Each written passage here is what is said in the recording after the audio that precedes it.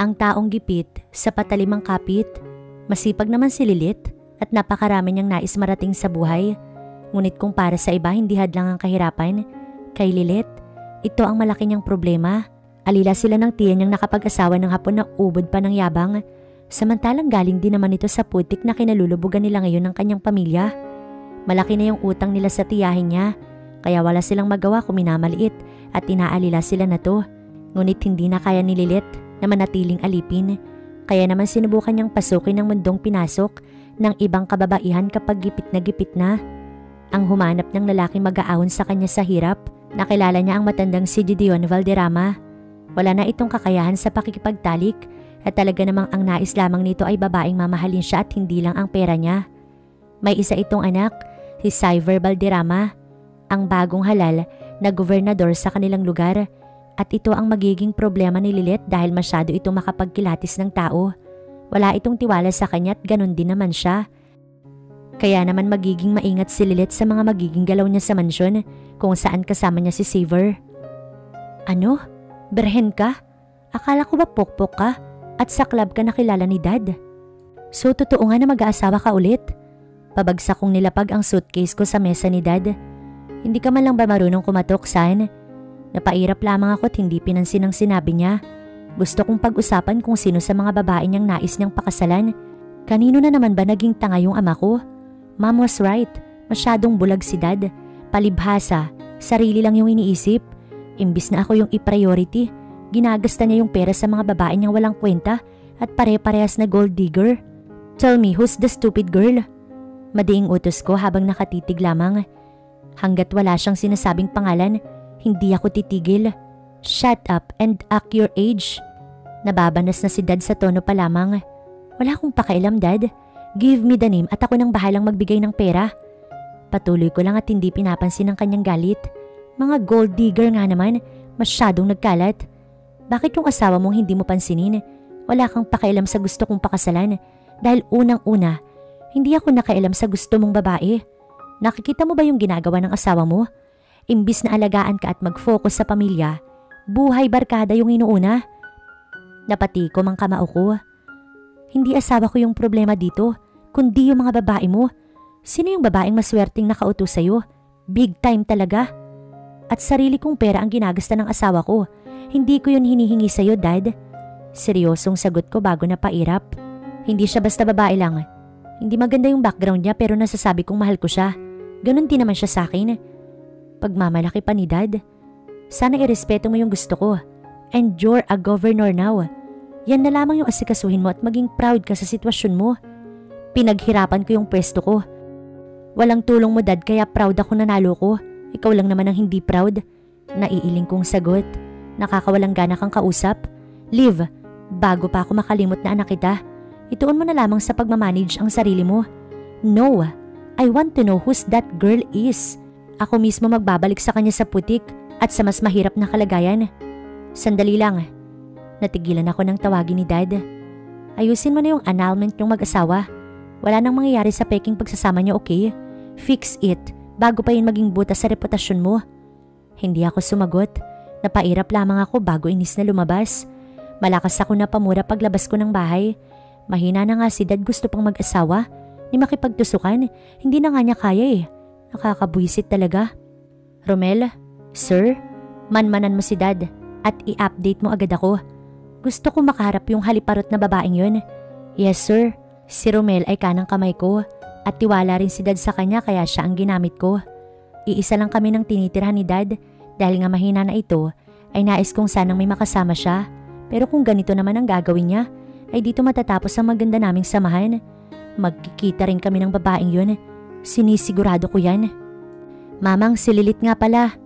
Napatingin ako sa pinakilala ni Miriam na tinatawag niyang Mamang. Noon pa niya nakakwento sa akin ng trabaho niya. Wala lang akong interest noon, kaya naman hindi ko to pinapansin. Pero nandito na ako sa sitwasyon na to. Kailangan kong isantabi yung pride at ang aking dignidad. Sawang-sawa na akong maging mahirap. Sawa na ako maliitin kami ni Tia. Ayoko na kaya hindi na ako papayag. Para sa breadwinner? Oo, nakakasawa na. Gusto kong makaahon sa kahirapan. Ayoko mamatay na nasa putikan pa rin ako. At kung katawan na magiging puhunan ko, papayag na ako ron. Ilang araw na siya rito pero ngayon mo pa lamang siya nakita kasi nga naging busy ka. Dagdag pa ni Miriam. Oo nga pala, tama si Miriam na ilang araw na ako rito. At sobrang swerte ko kasi isang mayamang may edad na lalaki agad ang nabighani sa akin. Lagi niya akong tinitable at nangako siya na pagbalik niya ipakakasalan niya ako. Kaya nga itong kainusentehan ko'y nasa akin pa rin. Mukhang sa isang matanda ko may susuko. Ano, kamusta naman ang trabaho mo, iha? Mataray na tanong ni Mamang. Napayuko ako bago sumagot. Maayos naman po. Salamat po sa pagtanggap sa akin. Sa club mo, Mamang. Nahihiyang sagot ko rito. Swertihan na lang dito, iha. Kapag inalok ka ng kasal at alam mong giginhawa ka, sumigi ka na. Kaysa naman mabaon ka rito. Masasalahula ka lang sa lugar ko. Opo. Mahinang sagot ko bago napasulyap sa kaibigan kong si Miriam. Umiti siya sa akin. Nagpaalam na si Mamang kaya kaming dalawa na lamang ang natira. Hindi ako pwedeng itable kaya patingin-tingin lamang ako sa mga kasamahan ko. Si Gideon ang hinihintay kong mag-table sa akin. Kapag nasilayan ko na si Romel, alam kong nandyan na ang matandang si Gideon. Pinapasundo ka na, Sir Gideon. Napakunot ang noo ko at naglaho ang aking ngiti. Akala ko kasama niya ang matanda pero hindi pala. May problema kaya? Huwag naman sanang magka-problema ang kasal na pangako ni Gideon sa akin. Nasaan ba siya? Hindi ko maiwasang magtanong. Nasa mansyon, nagpapahinga siya. Hindi niya kayang lumabas dahil lumalala yung sakit niya kaya naman ikaw na lamang ang pinapapunta niya ron. Paliwanag ni Romel na kinatango ko naman. Siya lang ba ang nasa mansyon? Kasalukuyan kaming nagbabiyahe patungo sa mansyon na tinutukoy ni Romel. Ngayon ko pa lamang iyon mapupuntahan. Kadalasan kasi, pinupuntahan lamang niya ako dito sa club at pagkatapos ay inilalabas upang kumain. Nandito na tayo, ma'am. Napatangwa ko bago pinagmasdan ng mansyon. Talaga namang nakakamangha ito sa ganda at laki. Mayaman nga talaga siya. Bulong ko bago dumiretso papasok sa loob nun. Hey, who are you? Gulat ngunit mataray na tanong ng babaeng nilampasan ko lamang. Napakunot ang noo ko't hinarap siya. Ikaw, sino ka? Tanong ko rin imbis na sumagot. What the? Lakas naman ang loob mong ganyanin ako. Answer my question bago pa ako mayamot na babae ka. Si Gideon ang pinunta ko rito. Oh, anong hanap mo kay Dad?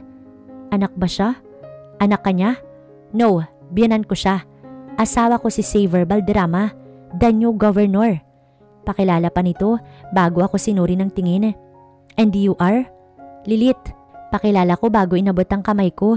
Ngunit tinitigan lang niya ako at parang nandidiri. Okay, umiti pa rin ako bago sumulyap kay Romel. Pakisamahan na lamang ako sa kwarto. Tumango si Romel bago tinuro ang patungo kay Gideon. Kumatok ako bago pinihit ang pinto pabukas. Akala ko si Gideon lang ang tatambad sa akin ngunit hindi. Nakita ko may kasama siyang mukhang naiirita pa. Napasulyap ito sa akin at napatitig. Who's this stupid, Dad? Kasing ugali rin pala ng babae kanina. Lilith, you're here. Babangon sana si Gideon pero agad ako lumapit at siya ay pinigilan. Nahihirapan kasi ito, baka mamatay pa. Sinundo ako ni Romel tulad ng utos mo. Sagot ko bago napasulyap sa anak niya. Siya ba, Dad? Walang emosyon itong tanong. Yap, and Lilith. Napatitig sa akin si Gideon. This is my only son. Saber, siya ang Hindi ko na pinatapos si Gideon. Sino bang hindi makakakilala sa kanya? Nakita ko nangungumpa niya siya at alam kong siya na yung governor natin ngayon. Name your price. Walang emosyong sabat ni Xavier. Dalaan mo para sa ikakatahimik mo na rin sa kakalandi sa ama ko. Galit nitong sabi. At dahil dakilang pabida ko, hindi ako papayag na maliitin lamang basta ni Xavier. Mabait ako at marunong makisama pero marunong ako lumaban. Gusto sana kitang sampalin pero para sa ama mo, irerespeto pa rin kita. Madiing wika ko rito. Oh, really ha? Pagak itong tumawa. One wrong move and you'll be in jail forever. Madiing banta ni Xavier na namumula sa galit at napakasama ng tingin sa akin. Xavier! Hindi napigilan ni Gideon na sumigaw. Malamang sa akin kakampi si Gideon. Mahal niya ako eh. Nararamdaman kong nahumaling talaga yung ama ni Xavier sa akin. Don't you dare hurt her feelings. Respect, Lilith. No way, Dad. Hindi ka respeto ang babae mo. Magsasawa ka rin sa kanya kaya sige. For now, hahayaan kita sa kahibangan mo, Dad. Tumalikod si Xavier sa amin. Akala ko aalis na siya pero may sinabi pa. Careful, Lilith. Hindi yun pag-aalala. Alam kong banta niya yun. Banta niya sa akin para siguro mawala na ako sa buhay ng daddy niya. Napabuntong hininga si Gideon. Pasensya ka na sa anak ko. Masyado kasing na-spoiled. Hayaan mo't hindi ka niya masasaktan, Lilith. Hindi ako papayag, okay? Poprotektahan kita sa paraang alam ko. Si Romel yung mata ko kaya hindi ka magagawang saktan ni Saver. Hanggang salita lang naman yun. Paliwanag pa nito sa akin. Sanay naman na ako kaya ayos lang. Wala akong magagawa kung ayaw sa akin ni Saver. Hayaan mo kahit papaano. Susubukan ko maging okay kami. Salamat, Lilith. Niyakap ako ni Gideon. Aayusin ko agad yung kasal natin. At simula ngayon, bahay mo na to. Lahat ng pera ko ay pera mo na ngayon. Talaga? Hindi ako makapaniwala. Oo naman, sa ngayon bibigyan kita ng oras na makapagpahinga. At pinahanda ko na yung pagkain mo. Pasensya na hindi kita masasabayan dahil masama talaga yung pakiramdam ko. Si Saver at ang asawa niya lamang ang kasabay mo. Biniling ko si Saver kaya huwag ka na mag-alala. Sabi ko nga sa'yo, sanay na ako. Nadatnan ko na kumakain si Saver at ang kanyang asawa na sobrang taray. Napairap pa to sa akin, ngunit hindi naman ito kumibo. Kain na po, ma'am. Si Romel na ang bumasag sa katahimikan. Sabi po ni Sir Gideon, huwag kayong magpapagutom. Mahinang napamura si Saver. Naiirita talaga ako sa yung babae ka. I don't like people like you. Amoy mapang-abuso. Gold digger. Mapang-insultong sabi ni Saver nang initian ko lamang. Kumain ka na para may lakas ka pa kapag ininsulto mo ulit ako. Sanay na ako, Saver. Bumaling rin ako sa asawa niya. Ganyan ba kayo ka-sweet? Wala man lang imikan? Mukha tuloy kayong hindi mag-asawa. Puna ko pa sa kanila. Wala kang pakialam. Galit na sagot ni Saver nang initian ko pa rin bilang pang-aasar. Tumayo na si Saver. Wala akong gana kasi nandidiri ako sa'yo. Lumakad na ito palayo. Romel, follow me. Pahabol pa niya kaya agad na sumunod si Romel. Ang ending tuloy, kaming dalawa lamang ng asawa niya ang natira. Pwede kong malaman yung pangalan mo? Ako na ang nag-first move. Why? Nakataas ang kanyang kilay. Kaysa naman tawagin kitang Burikat, edi sa pangalan mo na lang. Matamis akong umiti rito. Masaya ako nakikita siyang naiinis. Don't call me Burikat, you stupid. Galit na sigaw na to. Ano nga ang pangalan mo? Janice. Tipid nitong sagot bago umirap. And you are? Lilith. Lilith, malandi, gold digger. Janice Burikat maasim. Tumayo na ako bago pa niya ako maunahang mag-walk out. Maiwan na kita dyan, Janice. Enjoy the food. Sarap yan. Kumindat ba ako bago dumiretso na sa kwarto ni Gideon? Mukhang hindi ko pa pwedeng kuhanin yung pamilya ko kaya ako na lang muna. Ililipat ko na lamang siguro sila sa mas maayos na bahay. Kaya kong sikmurain ang pangiinsulto pero ang pamilya ko hindi nila maiintindihan. Tama na ang pangiinsulto at pang-aalipin ni Tia sa kanila.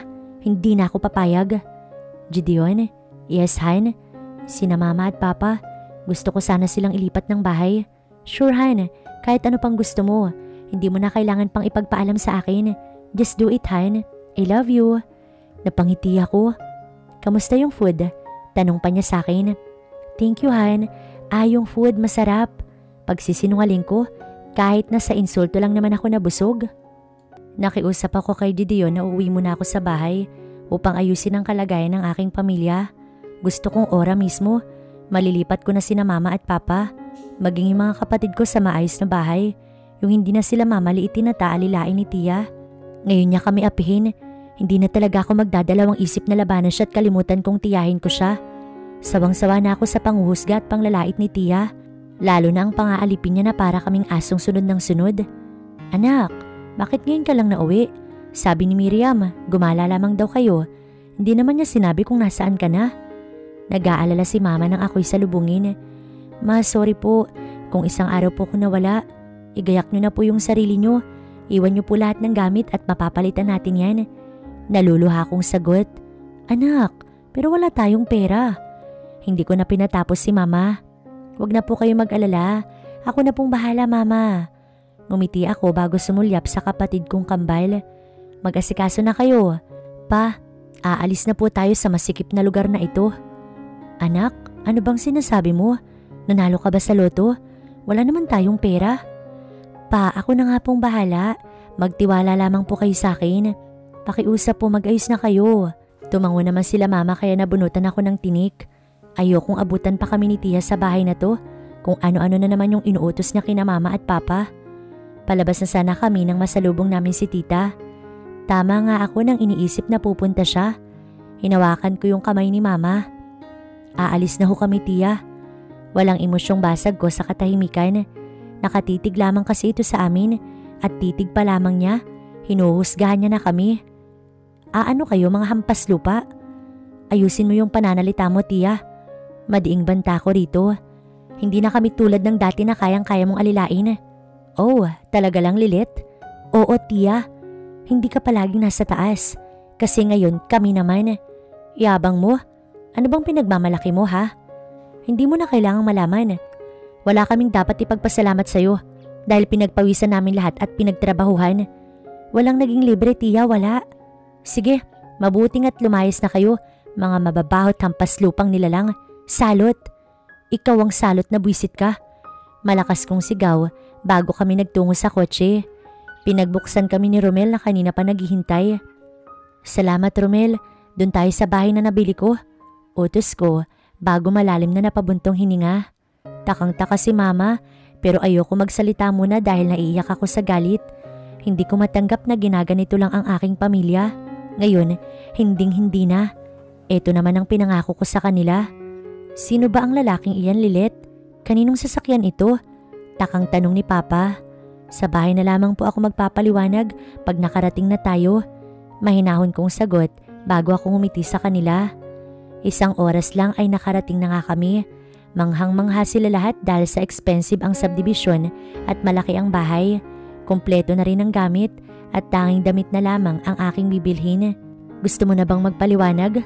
Tanong ni Papa nang makapagpahinga na kami. Si Romel ay pinauwi ko muna. Nagpaalam naman ako kay Gideon na dito muna ako matutulog sa bagong bahay ng aking pamilya. Pumayag naman ito. Pa, napasulyap din ako kay Mama. Ma, at Kambal, kuha ko sa kanilang atensyon. May lalaking tumulong po sa akin. Hindi po siya bata, mas matanda po siya sa akin at magpapakasal po kami. Pag-amin ko habang nakayuko. Sorry po, hindi ko nasabi sa inyo. Nakakabigla, anak. Si Mama ang unang nagsalita. San mo nakilala ang lalaking yun at sa matanda pa talaga? Si Papa na naiinis. Mabait po si Gideon. O baka naman dahil mayaman kaya mo siya. Hindi ko pinatapos si Papa. Mahal ko po siya. Agad kong sagot kahit hindi naman totoo. Ipapakilala ko po siya sa inyo bukas na bukas. Sa ngayon po, magpahinga po muna tayo. And please, kahit may edad na po si Gideon, sobrang bait niya po. Sa edad niya para mo na siyang ama. Please lang po, Papa, igalang niyo po yung desisyon ko. Nakikiusap kong sabi. Sana lang hindi na sila maging matanong pa.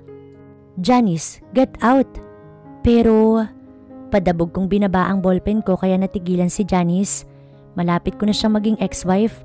Next week, mapaprocess na ang annulment namin na matagal ko nang in-apply. Shut up and leave.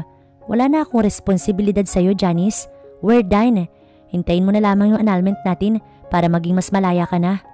Kainis, focus na nga ako sa family natin eh. Huli na ang lahat, Janice. Walang emosyong sagot ko. May kumatok kaya ako ay natigilan. Pasok. Si Romel lang dumating kaya naman pinaalis ko na si Janice agad. Pinaupo ko si Romel bago ito hinintay na magsalita. Anong balita? Walang ganang tanong ko. Seryoso yung daddy mo kay Mama Lilit. Mabait naman siya sa nakikita ko pero hindi nga lang talaga maganda yung background ni Lilit. Napataas ang aking kilay. Kinakampihan mo pa yung babaeng yun? Lilipas din yung init ni dad sa babaeng yun. Sir, nakikita kong seryoso si Sir Gideon. Malakas ako na pamura. Anong sabi mo? Binigay ni dad ang lahat ng card niya? Mas lalo akong nag-alburuto sa galit. That woman, talaga yatang sinusubukan niya akong galitin. Hindi ako makakapayag na mabiktima niya yung dad ko. Romel, kanino ba yung loyalty mo? Sa inyo pong mga Valderrama pero hindi ko po kayang itraidor yung dad mo, sir. Pag-amin ni Romel na kinatango ko lamang. Never mind. Sige, makakaalis ka na. Basta gusto ko, i-update mo na lamang ako palagi sa mga gagawin ni Lilet, okay? Ayokong sa huli, magsisisi si daddy. Pinaalis ko na si Romel. Hindi ko tuloy magawang magtrabaho ng maayos. Nag-out na muna ako. Nais kong mag-relax na lang muna. At upang magawa yun, simple lang ang aking suot.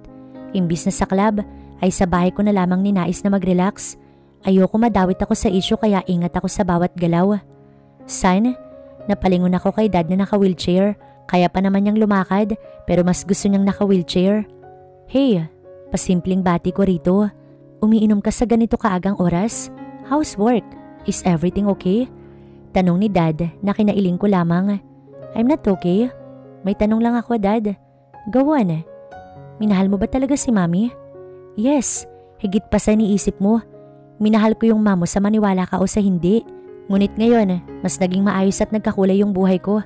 Because of Lilith. Ang baduy talaga. Gusto kong sumuka pero tiniis ko na lamang. Okay, bahala ka sa gusto mo. But once na mapatunayan kong gold digger siya, kakalad ka rin ko siya palabas sa pamamahay natin at palabas sa buhay mo. Sige, gawin mo ang gusto mo. Kung mapapatunayan mong pera lamang ang habol niya sa akin, gagawin ko talaga, dad. Nagtataka akong hindi umuwi si Lilith, kaya nga ngayon malaya ako makakagalaw sa bahay nang hindi naiirita. Sinabi ni dad na sa magulang ito natulog. May peace of mind ako ngayong gabi. Rare lamang ito kaya sinulit ko na. Kinabukasan ay pagising ko pa lang, mag-aalas 9 dahil napuyat pa rin ako. Nakita ko na agad si Lilith na nagkakape sa kitchen. Morning! Nakakainsulto yung reaksyon niya habang nakatitig sa akin. What's good in the morning, Lilith? Wala akong makitang maganda lalo't ikaw ay nakikita ko. Mas gusto kong maging bulag. Careful what you wish for, Saver. Matamis itong umiti sa akin. Smile, pogi mo pa naman at ang hat mo rin. Napairap na lamang ako rito. Stop talking nonsense, woman. Tumawa pa ito bago ko iniwanan. Nakakabwisit talaga yung babaeng yun. Ngiti pa lang niya nakakaasar na. Tignan ko lang kung sinong tumagal sa aming dalawa sa mansyon na to. Tignan ko lang yung loyalty niya sa ama ko. Isang kalokohan ang pumasok sa aking isipan. Ililipat ko sa akin yung atensyon niya para mawala siya sa pakay niya. Dahil sa hindi talaga kami magkakasundo ng anak ni Gideon na si Saver, ay pinili ko na lamang umiwas kaysa naman pati asawa nito ay makabangga ko rin. Hindi naman ako ganoon kadesperada para pati asawa niya ipatulan ko. Hindi ako pala away. Hanggat maaari, magpapasensya na lamang ako. Makitid kasi yung utak ni Saver. At alam ko naman na pinag-iisipan niya kung isa akong gold digger o manggagamit lang para makaahon sa kahirapan. Hindi ko na itatago yung background ko. Gusto kong maging totoo sa kanya. Oo, tama siya. Ginagamit ko yung ama niya para makaahon yung pamilya ko sa pangalipusta at sa putik na kinalulugmukan namin. Pero gusto ko lang din namang ipakita sa kanya na kahit ganoon pa yung hangarin ko, hindi ko naman lolokohin si Gideon. Magiging loyal ako at gagampanan ng pagiging mabuting partner. Malalim yung iniisip mo. Natigilan ako sa pag-iisip nang magsalita si Gideon. Nasa kwarto kasi niya ako at siya ay binabantayan. Kanina kasi inatake siya ng sakit niya. Kaya naman nakakapag-alala rin kahit papaano. Oo, sobrang lalim. Iniisip ko lang kung ano bang hakbang yung gagawin ni Saver para mapaalis ako sa mansyon para hindi na tayo magkasama. Alam kong alam mo na hindi basta-basta susuko si Saver. Ayaw niya sa akin. Ayaw niya sa mahirap na gaya ko. Hinawakan ni Gideon ang aking kamay at ngumiti sa akin. Mahal kita at walang sino man na makakapagpaalis sa'yo sa mansyon o sa buhay ko. Naintindihan mo ba? Lilith, pakakasalan pa kita. Nararamdaman kong hindi mo ako mahal. Alam kong pinatulan mo lang ako dahil hindi ko na siya pinatapos. Alam mo na pala, pero bakit ginusto mo pa rin ako? Puno ng pagtatakang tanong ko habang nakatitig sa mata niya. Dahil mahal kita at wala akong pakailam whatever your reason is. Basta ang mahalaga sa akin ay mapaibig ka at maibigay ang magandang buhay na nararapat para sa'yo. Choice ko to, Lilith. Wala kang dapat ilihim sa akin. Ang pera ko ay pera mo at ang mga pag-aari ko ay sayong-sayo, maging ang puso ko. Napaiwas ako ng tingin. Gusto ko magpalamon sa lupa ngayon pa lang. Hindi ko na alam kung papaano siya titignan ng harapan. Ngayon pang umamin siyang alam niya na pera lang yung habol ko sa kanya. Gideon, sisikapin kong alagaan ka at pipilitin kong magkaroon ka ng puwang sa puso ko. Pangako, hindi kita lolokohin. Magiging tapat ako sa'yo. Tatanawin ko itong utang na loob. Iniligtas mo ko kung alam mo lang. Naluluhang wika ko bago siya hinagkan sa noo. Ang hiling ko lang, Lilith, ay ang kaligayahan mo. Gusto ko lang na maging totoo ka sa akin at kung magmamahal ka ng iba, wala akong tutol. Matanda na ako, Lilith. At wala na akong kakayahan na ibigay yung pangangailangan mo bilang babae. Hindi ko na nagawang magsalita pa. Wala akong masabi sa kabaitan ni Gideon sa akin. Sa kabila ng mga nalaman nito kung ano lang ba yung nais ko. Wala itong panunumbat kahit isa man lang. San pa nga ba ako makakahanap ng tulad niya? Bibihira na ang lalaking gaya niya sa panahon ngayon. Dahil karamihan sa lalaki ngayon, manluloko at hindi makontento sa isang babae. Matapos ang pag-uusap namin ni Gideon, ay lumabas na muna ako. Iisa lang naman ang katulong sa mansyon, si Sita lang. May edad na si Manang Sita pero wala itong asawa. At matagal daw siyang naninilbihan sa pamilyang Valderrama kaya naman kabisado na niya ang mag-ama. Si Janice lang ang hindi niya gusto. Inamin ni Manang Sita sa akin yon. Masyado daw kasi itong may attitude at walang modo. Habang ako naman, hindi pa rin niya masabi. Naging tapat naman ako kay Manang na mahirap lang kami. Nakapagpalagayan ko na siya ng loob dahil magkababayan lang pala kaming dalawa. Bicol kami parehas at kahit paano, nakapag-usap kami ng salitang Bicol. What are you doing here? Napasulyap ako kay Saver na kadarating lamang. Nasa garden ako ngayon, tumatanaw ng magagandang bulaklak. Pahapon pa lang naman at gusto ko ring pagmasdan ng kalangitan. Nakatambay, ikaw ba? Malamang, kakauwi ko lang. Kumain ka na ba? Napakunot ang aking noo. Nakakatakot ka? Bigla ka na lamang naging concern. Natatawang tanong ko. Hindi kasi ako makapaniwala. Parang kahapon lang. Gusto niya akong ipasalvage. Whatever. Inis itong sabi habang napapailing bago ko nilagpasan. Sungit talaga. Napailing na lamang rin ako bago pinagpatuloy ang aking pagmamasid. Ginabi na ako. Pinakiusapan ko na lamang si Manang Sita na hatiran si Dion ng pagkain. Wala pa kasi akong gana. Naninibago pa ako sa buhay ko ngayon.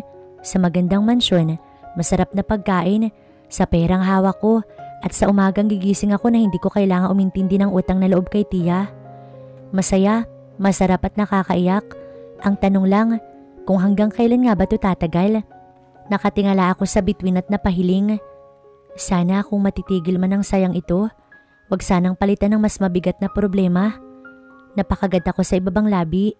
Ang ganda ng mga bituin sa kalangitan. Kitang-kita ang kinang. Gabi na. Hindi ka pa kumakain, sabi ni Manang Sita. Napasulyap ako kay Saver na bigla na lamang sumulpot. May paki ka na pala? Sarcastic ang tanong ko. Wag mo akong plastikin. Alam kong may binubuo kang plano. Wala akong pakialam sa'yo. Filingera ka lang talaga. I'm just asking, Lilith. Hindi porke tinanong ka, may pakialam na ako. Paliwanag ni Saver. See? Mukhang trip mo lang akong asarin at insultuhin kasi wala yung asawa mo. Correction, ex-wife. We're just waiting for the approval. Matagal na kaming hindi okay, kaya wala akong pakialam kahit saan magbulakbol si Janice. Napairap si Saver sa akin. Pumasok ka na't kumain. Mamaya pag nalaman ni Dad, atakihin pa sa pag-aalala yun. Busog pa ako. Kung iniisip mo na ayaw ko pa rin sa'yo, just forget it. Wala na akong pakialam sa relasyon na mayroon kay ni Dad. Alam kong gold digger ka, pero may magagawa pa ba ako? Baliw sa'yo yung daddy ko, at siguro kahit mahirap tatanggapin ko na lang. Napataas ang aking kilay. Parang hindi ka panipaniwala, Governor Saver. Natatawang sagot ko. Hindi mo kailangan maging plastic sa akin. Kung ayaw mo sa akin, go lang, ipakita mo lang. Manhid naman na ako eh. Alam ko yung pinasok ko, Saver. Napangisi ito bago tumitig sa akin. Mali ka, Lilith. Kinabig niya ang bewang ko palapit sa kanya. Yung totoo, hinaplos niya ang aking buhok. Hindi mo alam yung pinasok mo.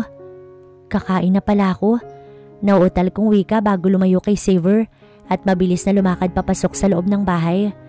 Napahawak ako sa aking dibdib upang damhin yun. Ano bang pinapahiwatig niya? Ang hirap basahin ng lalaking yun. Akala ko okay na tapos biglang may pagganon. Para siyang nagbabanta sa titig at pananalita pa lamang niya. Kailangan ko bang maghanda? Kailangan ko bang matakot? Ayos ka lang ba, iha? Puna ni Manang Sita. Napatango ako bago inayos ang aking sarili. Bakit parang hinihingal ka? Tumakbo po kasi ako. Palusot ko na lamang. Kahit ang totoo, sa kaba ko hinihingal. Halos magpigil kasi ako ng hininga sa sobrang lapit namin ni Saver. Kung nakita lang ni Janice yun, baka pinagwalaan niya na ako. Kita ko sa kilos at pananalita ni Janice na mahal niya pa yung asawa niya. Mukhang si Saver lang ang nagmamatigas at talagang ayaw na. Sa bagay, gano'n naman talaga kapag sawa na yung isang lalaki. Tingin nila sa gaya naming mga babae ay laruan. Kumain na ako at pagkatapos ay sinilip ko si Dion. Hindi ako gumawa ng ingay dahil nagpapahinga na ito. Kumuha lamang ako ng sapin at unan. Nais kong mag-stargazing dahil maaliwalas ang kalangitan at malamig ang simoy ng hangin. Sa butas-butas naming bubong, madalas ko itong ginagawa. Sa garden ako pumwesto. Inilatag ko yung blanket at ang kumot na aking kinuha. Nahiga ako bago masayang tumitig sa mga bituin na napakagandang tignan. Maging ang buwan napakaganda. Hindi ko mapigilang bulong habang nakangiti. Yeah, you're right. Nakakaakit ang liwanag. Nanlaki yung mata ko dahil katabi ko na pala si Saver. Buwisit ka. Hindi masyadong malakas ang aking boses. Hibang ka na ba? Ano bang gusto mo? Ano bang problema mo? Kapag nakita tayo ni Janice kahit ex-wife mo pa siya, mapuputukan pa rin ako. At isa pa, mahiya ka nga. Kung tutuusin, madrasta mo ko. Shut up. Huwag kang mamalisya dyan. Gusto ko lang ding pagmasdan ng buwan at ang mga bituin. Napakaganda kasi. Napasulyap sa akin si Saver. Masama bang makijoin ni Lit? Ang damot mo naman pala kung ganoon. Nangungonsensya pa ang boses na to. Basta, huwag kang magsalita, papayag na ako. Inis kong sagot dahil wala naman akong choice. Bakit ba nagiging mabait sa akin si Saver? Ano ba talagang plano niya? Napakahirap niyang basahin dahil maging mga mata niya ay may tinatago. Agad ako lumayo kay Saver at napatayo nang makita ko si Mark na nakatitig sa amin. Mark, kanina ka pa? Inayos ko ang aking sarili. Buwisit kang lalaki ka. Madiin, ngunit pabulong lang na sabi ko. Hinahanap ba ako ni Gideon? Tanong ko pa rito. Nag-stay kasi si Mark ngayon. Bukas pa siya uuwi. Buti na lang pumayag siyang mag-stay. Si Dion kasi pasumpong-sumpong sa ubo na to. Napadaan lang po ako, Ma'am Lilith. Mahinahon niyang sagot. Pasok na po kayo upang makapagpahinga na. Tumango ako at bago ako umalis ay napasulyap pa ako kay Saver na nakakalokong nakangiti sa akin. Napairap ako bago may binulong kay Mark. Balo yung isang yan. Huwag mo na lamang pansinin. Pahinga ka na, Mark. Alam kong pagod ka na. Bilin ko pa bago pumasok. Pumasok na ako sa silid namin ni Dion. Gising ito kaya nahiya akong tumingin sa kanya. Sorry, ngayon lang ako. Hinahanap mo ba ako kanina pa? Nagising lang ako ngayon lang. Pinatignan nga kita kay Mark. Baka inaaway ka na naman ni Saver. Gusto mo bang kausapin ko sila para makabukod na sila? Hanggat hindi pa kasi na-approve yung annulment nila ni Janice ay magkasama pa rin sila sa isang bubong. Baka naiirita ka na. Hindi na kailangan. Kaya kong i-handle yung sarili ko. At kung kailangan makisama ko, wala naman problema yun. Para sa'yo Dion, makikisama ko sa kanila. Hanggat hindi nila ako sinasaktan, hindi ako hihingi ng pabor sa'yo. Matulog na tayo, bawal sa'yo ang magpuyat. Tumabi na ako at siya ay kinumutan. Kinaumagahan ay maaga akong gumising. Gusto kong ako ang magluto muna ng almusal ni Dion. Nakiusap ako kay Manang Sita. Pumayag naman ito sa gusto ko. Tinulungan lamang niya ako sa pag-ayos ng iluluto. Ay tapos ako na ang gumawa ng iba. Ang bango.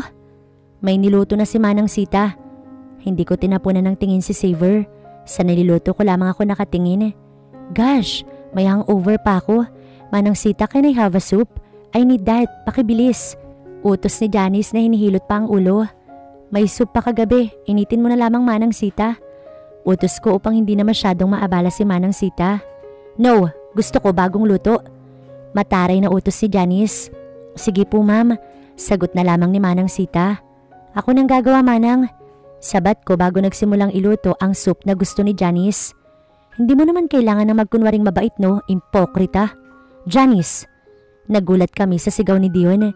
Maging ako hindi inaasahang nakababa na pala ito. Dad? Bakas ang takot sa mukha ni Janice. Good morning po. Tell me, what's good in the morning kung ganyan yung pinapakita mong ugali? Lalo na sa mapapangasawa ko pa. Huwag mong uulitin yan, Janice. Respect my fiancé. Do you understand? Madiing wika ni Dion. Yes, Dad, sorry. Pagsabihan mo yan. Baling ni Dion kay Saver na umiba ang aura at natahimik. Yeah, I will. Tanging sagot ni Saver. Pasok na ako. Paalam pa nito bago dire-diretsyong lumabas. Una na rin po ako, Dad. Paalam ni Janice bago sumunod kay Saver. Napabuntong hininga na lamang ako at inalalayan si Dion na maupo. Umagang-umaga, bad trip ka. Wag mo nang pansinin si Janice. I'm fine. Wala namang nabawas sa akin. Ngumiti ako at hinanda ang almusal ni Dion. For me, it's not fine. Manang Sita, huwag ka rin papayag na sagot-sagutin ka lamang ni Janice. She's not the boss here. Tamango lamang si Manang Sita. Pinakalma ko na lamang si Dion bago ako nagpaalam na tutungo muna sa aking pamilya. Gusto ko silang bisitahin. Pinapahatid ako kay Mark ngunit tumanggi ako rito. Mas nais kong mag-commute. Mas gusto kong maging simple pa rin. Ma, kamusta po? Agad akong sinalubong ng yakap ni Mama. Okay naman anak. Ikaw ba'y kumakain sa tamang oras? Opo. Opo Papa, ayos naman po ako. Busog ako lagi kaya wag po kayo mag-alala sa akin. Yung anak ni Dion, si Saver ba yun? Kamusta naman yung trato sa'yo? Tanong pa ni Papa. Sa ngayon okay naman siya. Hindi ko lang sure kung totoo yun pa. Sana nga maging okay na kami. Miss ko na kayo. Gusto ko sanang sama-sama na tayo kaso lang ayokong may masabi sila sa inyo. Sabi mo mabait naman si Saver. Bakit parang nalugi yung itsura mo? Tanong naman ni Mama. Imbis na umamin, nagpalusot na lamang ako. Miss ko lang kayo. Hindi na nila kailangang malaman na nahihirapan pa rin ako. Ayoko mag-alala sila. Panibagong araw na naman. Anong oras na nga ba ako nakauwi kagabi? Hindi ko rin maalala. Ang tatandaan ko'y pinasundo ako ni Dion kay Mark. Ayaw niya ako mag-commute pa ulit. Iyon ang bili niya na susundin ko na lamang upang hindi na sumama yung loob na to. Paniguradong wala si Janice sa mansyon kaya kampante ako. Walang magpapainit sa ulo ko. Dire-diretso akong bumaba sa hagdan patungo sa kusina. Hindi nga si Janice ang nakita ko. Si Saver naman ang inabutan ko kasama si Manang Sita na nag-aayos ng breakfast. Ako na maghahatid kay Dion. Sige na iha, maupo ka na't mag-almusal. Bili ni Manang kaya napatango na lamang ako rito. Napasulyap ako kay Saver na hindi man lang ako tinapunan ng tingin. Tahimik akong kumakain nang basagin niya ang peace of mind ko sa mga oras na ito. Sinabi na ba sa'yo ni Dad? Napakunot ang aking noo. Ang ano? Gusto niyang samahan ka namin ni Janice para sa wedding gown na gagamitin mo. Walang emosyong sagot na to na kinataas ng aking kilay. Parang papayag. Tumanggi ka. Kaya ko namang mamiling mag-isa no? I said yes. Wala naman ako schedule bukas.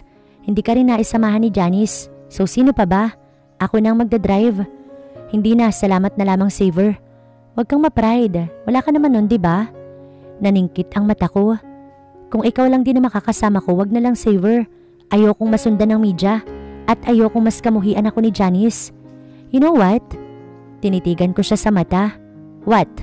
Kahit papaano, kaya kong sabayan ang pag-i-English niya. Hindi naman ako ganun katanga at ka-ignorante. Mahirap kami pero hindi ako bobo. Kung hindi ka seryoso sa dad ko at pera lang talaga yung habol mo, sabihin mo na ngayon. I hate you so much, Lilith. At hindi kita kayang tanggapin na maging madrasta ko. Name your price, Lilith. I'm willing to do everything basta maalis ka lang sa buhay namin. Madiing wika ni Saver bago binaksak ang kamay niya sa lamesa at ako'y dinukwang. Itatak mo to sa isipan mo. Tinitigan niya ako na may pagbabanta. I'm your nightmare. Okay. Umiti ako at pinagpatuloy ang pagkain. Makakaalis ka na kung tapos ka na kumain. And please lang no, huwag mong sirain yung umaga ko. Huwag ka nang sumabay kay Janice. Nawala nga siya, pumalit ka naman. Eat well. Nakangising sabi pa ni Saver bago ako iniwan. Napailing na lamang ako at hindi na dinamdam ang mga sinabi ni Saver. Wala namang mangyayari kung dadamdamin ko yung sinasabi niya. Parte na to ng pang-araw-araw ko kaya dapat na akong masanay.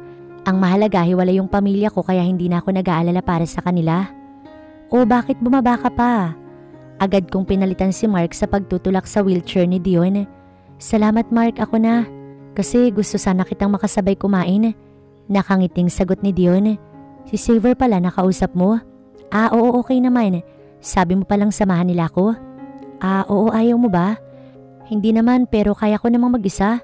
Simpleng sagot ko bago nilagyan ang kanyang plato. Kain ka na para makainom ka na ng gamot mo. Manang Sita, sabay ka na po sa amin. Alok ko pa bago ngumiti kay Manang na busy sa pag-aasikaso. Maupo na po kahit sabayan nyo kami. Natutuwa lang akong pagmasdan kayo ni Dion. Mukhang mas nakaka-recover siya dahil sa'yo. Inspirasyon Manang Sita. Pagyayabang naman ni Dion na kinatawa ko naman. Mag-asawa ka na kasi ulit Manang. Tigilan mo ako Dion. Alam mo namang may edad na ako eh. May mga apo na ako't sapat na sila. Sagot ni Manang Sita na labis ko namang kinatuwa. True love niyo siguro talaga yung asawa niyo kaya ayaw niyo po siyang palitan. Tumango si Manang. Sige na't kumain na tayo. Pag-iiba ni Manang sa usapan. Palagay ko'y nalulungkot pa rin siya lalo na at minahal na talaga niya yung tao. Bukas na pala kayo mamimili. Ikaw nang bahala sa susuot mo ha. Buy what you want. Gusto ko maging masaya ka. Hinagkan ni Dion ang aking kamay. Nahagip ng mata ko si Xavier na nakatingin pala sa amin. Bumalik pala ito, kaya nasaksihan ang ama niya na sweet sa akin. Bye love birds, stay strong. Tila ba may pang-iinsulto pa si Xavier na hindi na lamang namin pinansin ni Dion, maging ni Manang Sita. Maghapon ako walang magawa, kaya naman naglakad-lakad muna ako para malibang. Nakita ko na lamang si Janice na inihatid ng isang lalaki. Napako ang tingin ko sa kanilang dalawa lalo na't hindi naman nila ako nakikita. Nakita ko si Janice na palinga-linga, na para bang sinisigurado niya kung sila lang ba ang tao. Napailing na lamang ako nang makita kong mabilis niyang hinalikan ng lalaki. Bakit nga ba ako makikialam sa kanilang mag-asawa? Wala sa sariling tanong ko bago tumalikod upang hindi na makita ang kalandian ni Janice. Kaya lang, hindi man lang ba niya napigilan ang pangangati niya? Sana naman, hinintay muna niya na maanal sila ni Xavier. Di walang issue na magaganap kapag anal na sila. Sa ngayon, walang alam ang tao tungkol sa relasyon ni Xavier at sa asawa niya o sa magiging ex-wife niya. Sa bagay, buhay naman nila yun. Kung saan sila masaya, bahala sila. Basta ako, kontento na ako sa buhay ko. Totoo yung loyalty ko kay Dion. Yun na lang yung maibibigay ko sa kanya. Lalim ng iniisip mo ah. Sarcastic ang tanong ni Janice. Nasa harapan ko na pala ito. Napangiti ako bago sinuri siya ng tingin. Mukhang galing ka sa party ah. I'm asking you, so answer me first. Wala akong time sorry. Pagtataray ko din bago iiwan na sana siya nang hawakan niya ako sa braso. Bastos ka talaga no? Ganyan ka pinalaki na magulang mo? Sa bagay, pagdating sa gaya mo expected ko na dapat kasi nga laking hirap ka right? Kaya nga sobrang trying hard mong maging mayaman Grabe. Pinalakpakan niya ako ng may pang-iinsulto. Instant mayaman ka na kasi sugar dad mo na yung ama ng asawa ko. Asawa mo? Baka naman soon to be ex-husband. Kasi nga diba naka-file na yung annulment nyo? Sa ating dalawa mas ikaw itong mukhang trying hard na bumalik siya sa'yo. Habang niloloko mo naman siya. Kahit ayoko sa mayabang na Xavier na yun, naawa pa rin naman ako sa kanya kasi ikaw ang naging asawa niya. Buisit ka. Inambahan niya ako ng sampal. Sige, ituloy mo. Kaya kitang patalsikin dito baka nakakalimutan mo Janice. Di gawin mong buisit ka. Muli niya ako inambahan na sasampalin, ngunit mas mukhang desidido na siyang saktan ako ngayon. Tumigil ka na. Sinalag ni Xavier ang pananampal sana sa akin ni Janice. Hawak niya yung kamay nito habang masama ang tingin dito. Para kang bata. Ano ka pa? Napakabungangera talaga nitong babaeng to. At himala rin pala na pinagtatanggol ako ni Xavier. Kapag nalaman ni Dad na ginagawa mo sa kanya yan, malilintikan tayong dalawa. Buti naman alam ni Xavier yun. So what? I don't care, Xavier. You. Dinuro niya ako. Sampid ka lang. Okay. Tanging sagot ko bago naiiling na iiwan na sana sila nang maalala ko may kahalikan siya kanina. Oo nga pala. Bago ang lahat. Muli akong humarap. Next time, sa loob na lang muna kayo ng kotse maghalikan bago kayo lumabas, Janice. Buti nga ako'y nakakita Anong sinasabi mong buwisit ka? Bawi ka na lamang next time. Dapat yung mas maniniwala kami. Ngumiti ako bago tinapik ang balikat ni Xavier. Nasalubong ko si Manang pagpasok ko sa mansyon. Tulungan ko na po kayo Manang na magluto. Mabuti pa nga iha. Ang totoo niyan, kanina pa ako nahihirapan sa ibang mga inihiwa kong rekado. Nandiyan na nga po pala si Janice. Pagchichika ko kay Manang, inaaway na naman ho ako. Wala talagang dala yung babaeng yun. Ewan ko ba kung bakit hindi pa umaalis sa mansyon yun, samantalang nakafile naman na yung annulment nila. Baka naaawa pa si Xavier. Kibit balikat kong sagot bago nag-focus sa paghihiwa. Buhay naman po nila yun, hayaan na natin. Mabuti pa nga. Matapos magluto ni Manang, ay nagpaalam na muna ako magsha-shower. Napadaan muna ako sa sala kung saan ninabutan kong tahimik at prenting nakaupo si Xavier. May hawak itong wine glass at may laman yun. Mukhang nagsa-sad boy pa rin siya. Okay ka lang? Napatingin siya sa akin. Pakialam mo. Pahiya ako dun Dapat pala na nahimik na lang ako kaysa makikisampat siya sa buwisit na lalaking to. Tama na yan, Xavier. Pababa pa lang ako ng hagdanan. Narinig ko na si Manang Sita na inaawat si Xavier sa pag-iinom. I'm fine, Manang. Salamat. Pahinga ka na. Utos naman ni Xavier na mukhang hindi pa naman lasing. Ikaw din pahinga ka na. Rinig ko pang sabi ni Manang. Hintayin ko munang umalis si Manang bago ako bumaba ng tuluyan. Gabi na. Wala ka bang pasok sa opisina mo bukas? Inaasahan ka ng mga tao sa pagbabago. Hindi ko talaga magawang manahimik kahit napahiya na ako. Gusto ko nga tuloy sampalin yung sarili ko eh. Stop talking. May bibig ako at malaya kong sabihin yung nais ko. Matapang kong sagot. Hindi ako disusi na pwede mong patigilin pag gusto mo. Oo nga pala. Kaya nga hirap na hirap ako mapaalis ka sa buhay namin eh. Ako na naman yung issue dito. Hindi ba dapat si Janice ang pinupuna mo? Wala na akong pakialam kay Janice. Bakit parang sad boy ka? Pangasar ko dahil hindi ko siya mapaniwalaan. Kailangan ba nakangiti ako para maniwala ka? Oo naman. Sa itsura mong yan, wala talagang maniniwala sa'yo. Nandito pa rin si Janice dahil umiiwas ako sa media. Tsaka na kami maghihiwalay ng bahay kapag approve na ang annulment. Napatango ako at tumayo na. O sige na, mauna na ako matulog. Paalam ko bilang respeto na rin, kahit wala naman siyang respeto sa akin. Lilit. Tawag niya kaya napatingin muli ako sa kanya. You know that? I hate you so much. Pero tonight, pwede bang dito ka muna? Napaawang ang aking labi. Hindi ka pa ba tapos pagsalitaan ako ng masama? May follow-up pa ba? Pagbibiro ko pang tanong. No, walang masasamang salita tonight. Gusto ko lang may makakwentuhan at ikaw lang naman ang taong available. So pagtsatsagaan na kita. Parang no choice pa siya sa tono niya, kaya natatawa ko na pailing. Okay, sige. Gobernador Saver? Saver is fine. Wala naman ako sa trabaho at wala namang ibang tao. Tumango na lamang ako rito. Hindi mo ko bibigyan ng wine? Tumayo siya at kumuha ng isang wine glass bago sinalina na yon at tinabot sa akin. Here. Seryoso pa rin ang kanyang ekspresyon. Agad kong inubos ang wine dahil nasarapan ako sa lasa. Ngayon ka lang ba nakatikim niyan? Tanong ni Saver nang muli akong sinalinan. Aaminin ko oo. Magsisinungaling pa ba ako? May percentage pa rin yan kahit wine. Mukhang mataas naman yung tolerance mo. Hindi ko rin sure eh. Hindi rin naman kasi ako pala inom. Palagay ko hindi naman ako malalasing. 1 oras pa ako nakipagtsikahan kay Saver.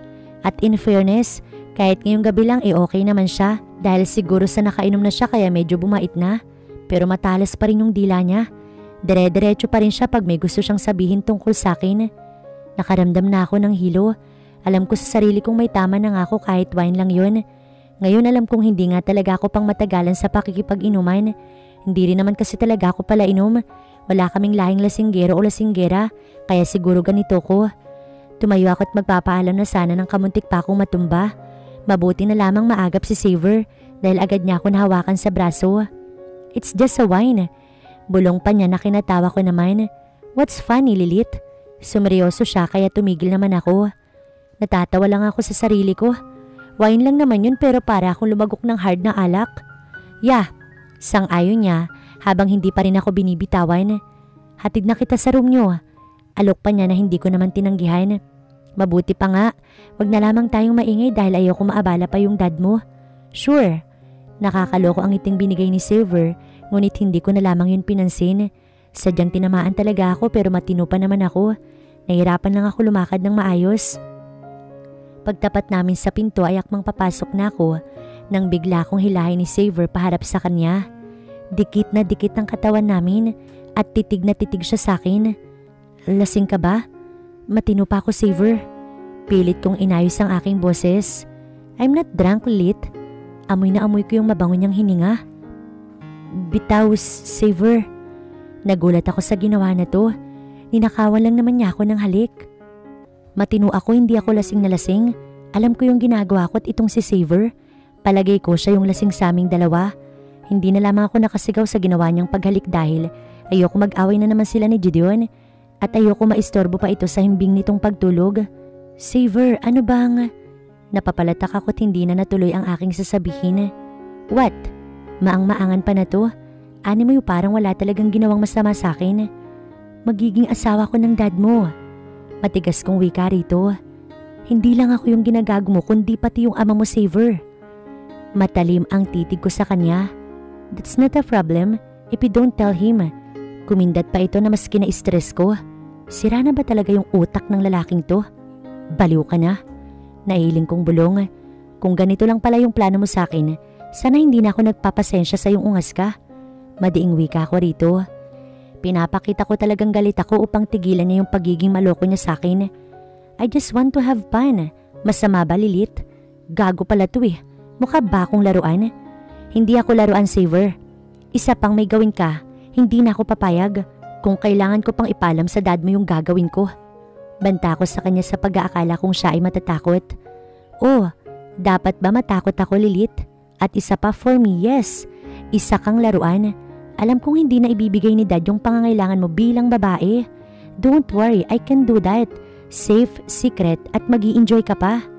Palibhasa, wala siyang alam na wala pa akong karanasan dahil bago pa ako malawayan ng ibang kalalakihan, nakita ko na si Dion at niligtas agad niya ako sa maruming lugar na yon.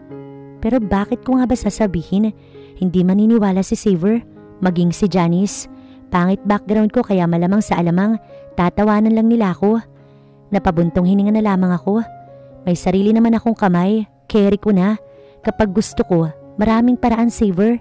At hindi ko sisirain yung sarili ko para lang madala sa panlilin lang mo. Paninindigan ko bago siya inirapan at pumasok na sa room. Natanaw ko si Dion na mahimbing lang ang tulog. Ilayo mo po ko sa tukso. Bulong ko na lamang bago tumabi kay Dion. Hindi ko man maibigay yung pagmamahal ko sa'yo. Sambit ko habang titig na titig kay Dion. Sisikapin kong maging tapat sa'yo. Dinama ko yung labi ko dahil bumalik yung ginawang paghalik ni Saver. Mawawala din yung alalahaning to. Pamimilit ko sa sarili ko bago pinikit ang aking mga mata. Hanggang kaya ko umiwas, magpipigil ako at pagbubutihan ko. Kinabukasan ay tinanghali na ako. Nagulat nga ako kasi wala na si Dion sa tabi ko kaya bigla akong bumangon. Agad akong bumaba patungo sa kusina matapos kong maghilamos. Nadatnan ko sina Dion, Janice at Saver na tahimik sa pag-aalmusal. Good morning. Agad na bati ni Dion. Hindi na kita ginising dahil gusto ko kompleto yung tulog mo. O nga pala, after breakfast, mag-ayos ka na dahil sasamahan ka ni Saver at Janice. Paliwanag pa ni Dion na kinatango ko na lamang. Matapos mag-almusal, ay bumalik si Dion sa kanyang silid habang ako'y nakatayo lang at tulala dahil hindi ko pa alam yung isusuot ko. Nagdesisyon akong simpleng suot lamang dahil mamimili pa lang naman ako. Hindi ako sasama kaya wag kang feeling. Ayoko lang umangal dahil ayoko ma-disappoint si dad. Agad na sabi ni Janice nang ako ay makita. Ayoko rin naman sa'yo. Hindi ako bata na kailangan mong samahan. Stop fighting. Madiing saway ni Saver bago napasulyap sa akin. Ako nang sasama, kaya wag ka nang mag-inarte, Janice. At ikaw naman, bumaling siya sa akin. Sumakay ka na sa kotse bago pa ako mainis. Ako kanina pa naiinis. Bulong ko bago pa dabog na lumakad palabas. Makaasta talaga. Feeling walang ginawang masama. May sinasabi ka ba, Lilith? Nakasakay na pala ito. Wala. Tipid kong sagot bago pinikit na lamang ang mata ko. Lilith, about what happened last night, hindi ko na siya pinatapos. Isipin mo na lang walang nangyari. Gusto ko ng katahimikan sa bahay, Saver. Kaya nakikiusap ako na wag na sana nating pag-usapan ng bagay na yon. Hindi na siya sumagot kaya iniisip kong okay na. At sana good boy na si Saver. Tahimik lamang ako buong biyahe. Ayoko makipag-usap kay Saver dahil naiinis talaga ako. Pero teka nga lang, hindi ba't governor siya sa lugar namin? What if makita siyang driver ko? Nakakahiya na baka ma-issue pa. Sana kasi hindi mo na ako sinamahan. Bigla ko na lamang na isang bitla kaya napahinto siya at ako ay sinulyapan. What's wrong? Wala. May sinasabi ka. Pamimilit niya kaya naman napabuntong hininga ko bago sumagot sa kanya. Sana si Mark na lang yung sumama sa akin. Okay lang naman eh. Hindi mo naman ako kailangang samahan dahil alam kong busy ka sa mga gawain mo. At busy ka sa pagpapaganda ng lugar natin. Oh, yun lang ba? Walang emosyon niyang tanong. Next time, keep your mouth shut. Ayokong iniistorbo ako sa pagmamaneho para sa mga walang kwentang bagay lang, no? And please, ginawa ko to kasi gusto ko. Kaya tumahimik ka na, kakareklamo. Napairap ako't inambahan si Saver ng pasimple. Nakafocus na ito sa pagmamaneho kaya hindi niya ako nakita. Nakaka-bad trip talaga tong lalaking to. Gwapo sana eh. Napakayabang lang talaga't matalas ang dila. Bumaba kami sa isang magarang mall. Nakasimple attire lang din si Saber dahilan para hindi siya makilala ng mga tao.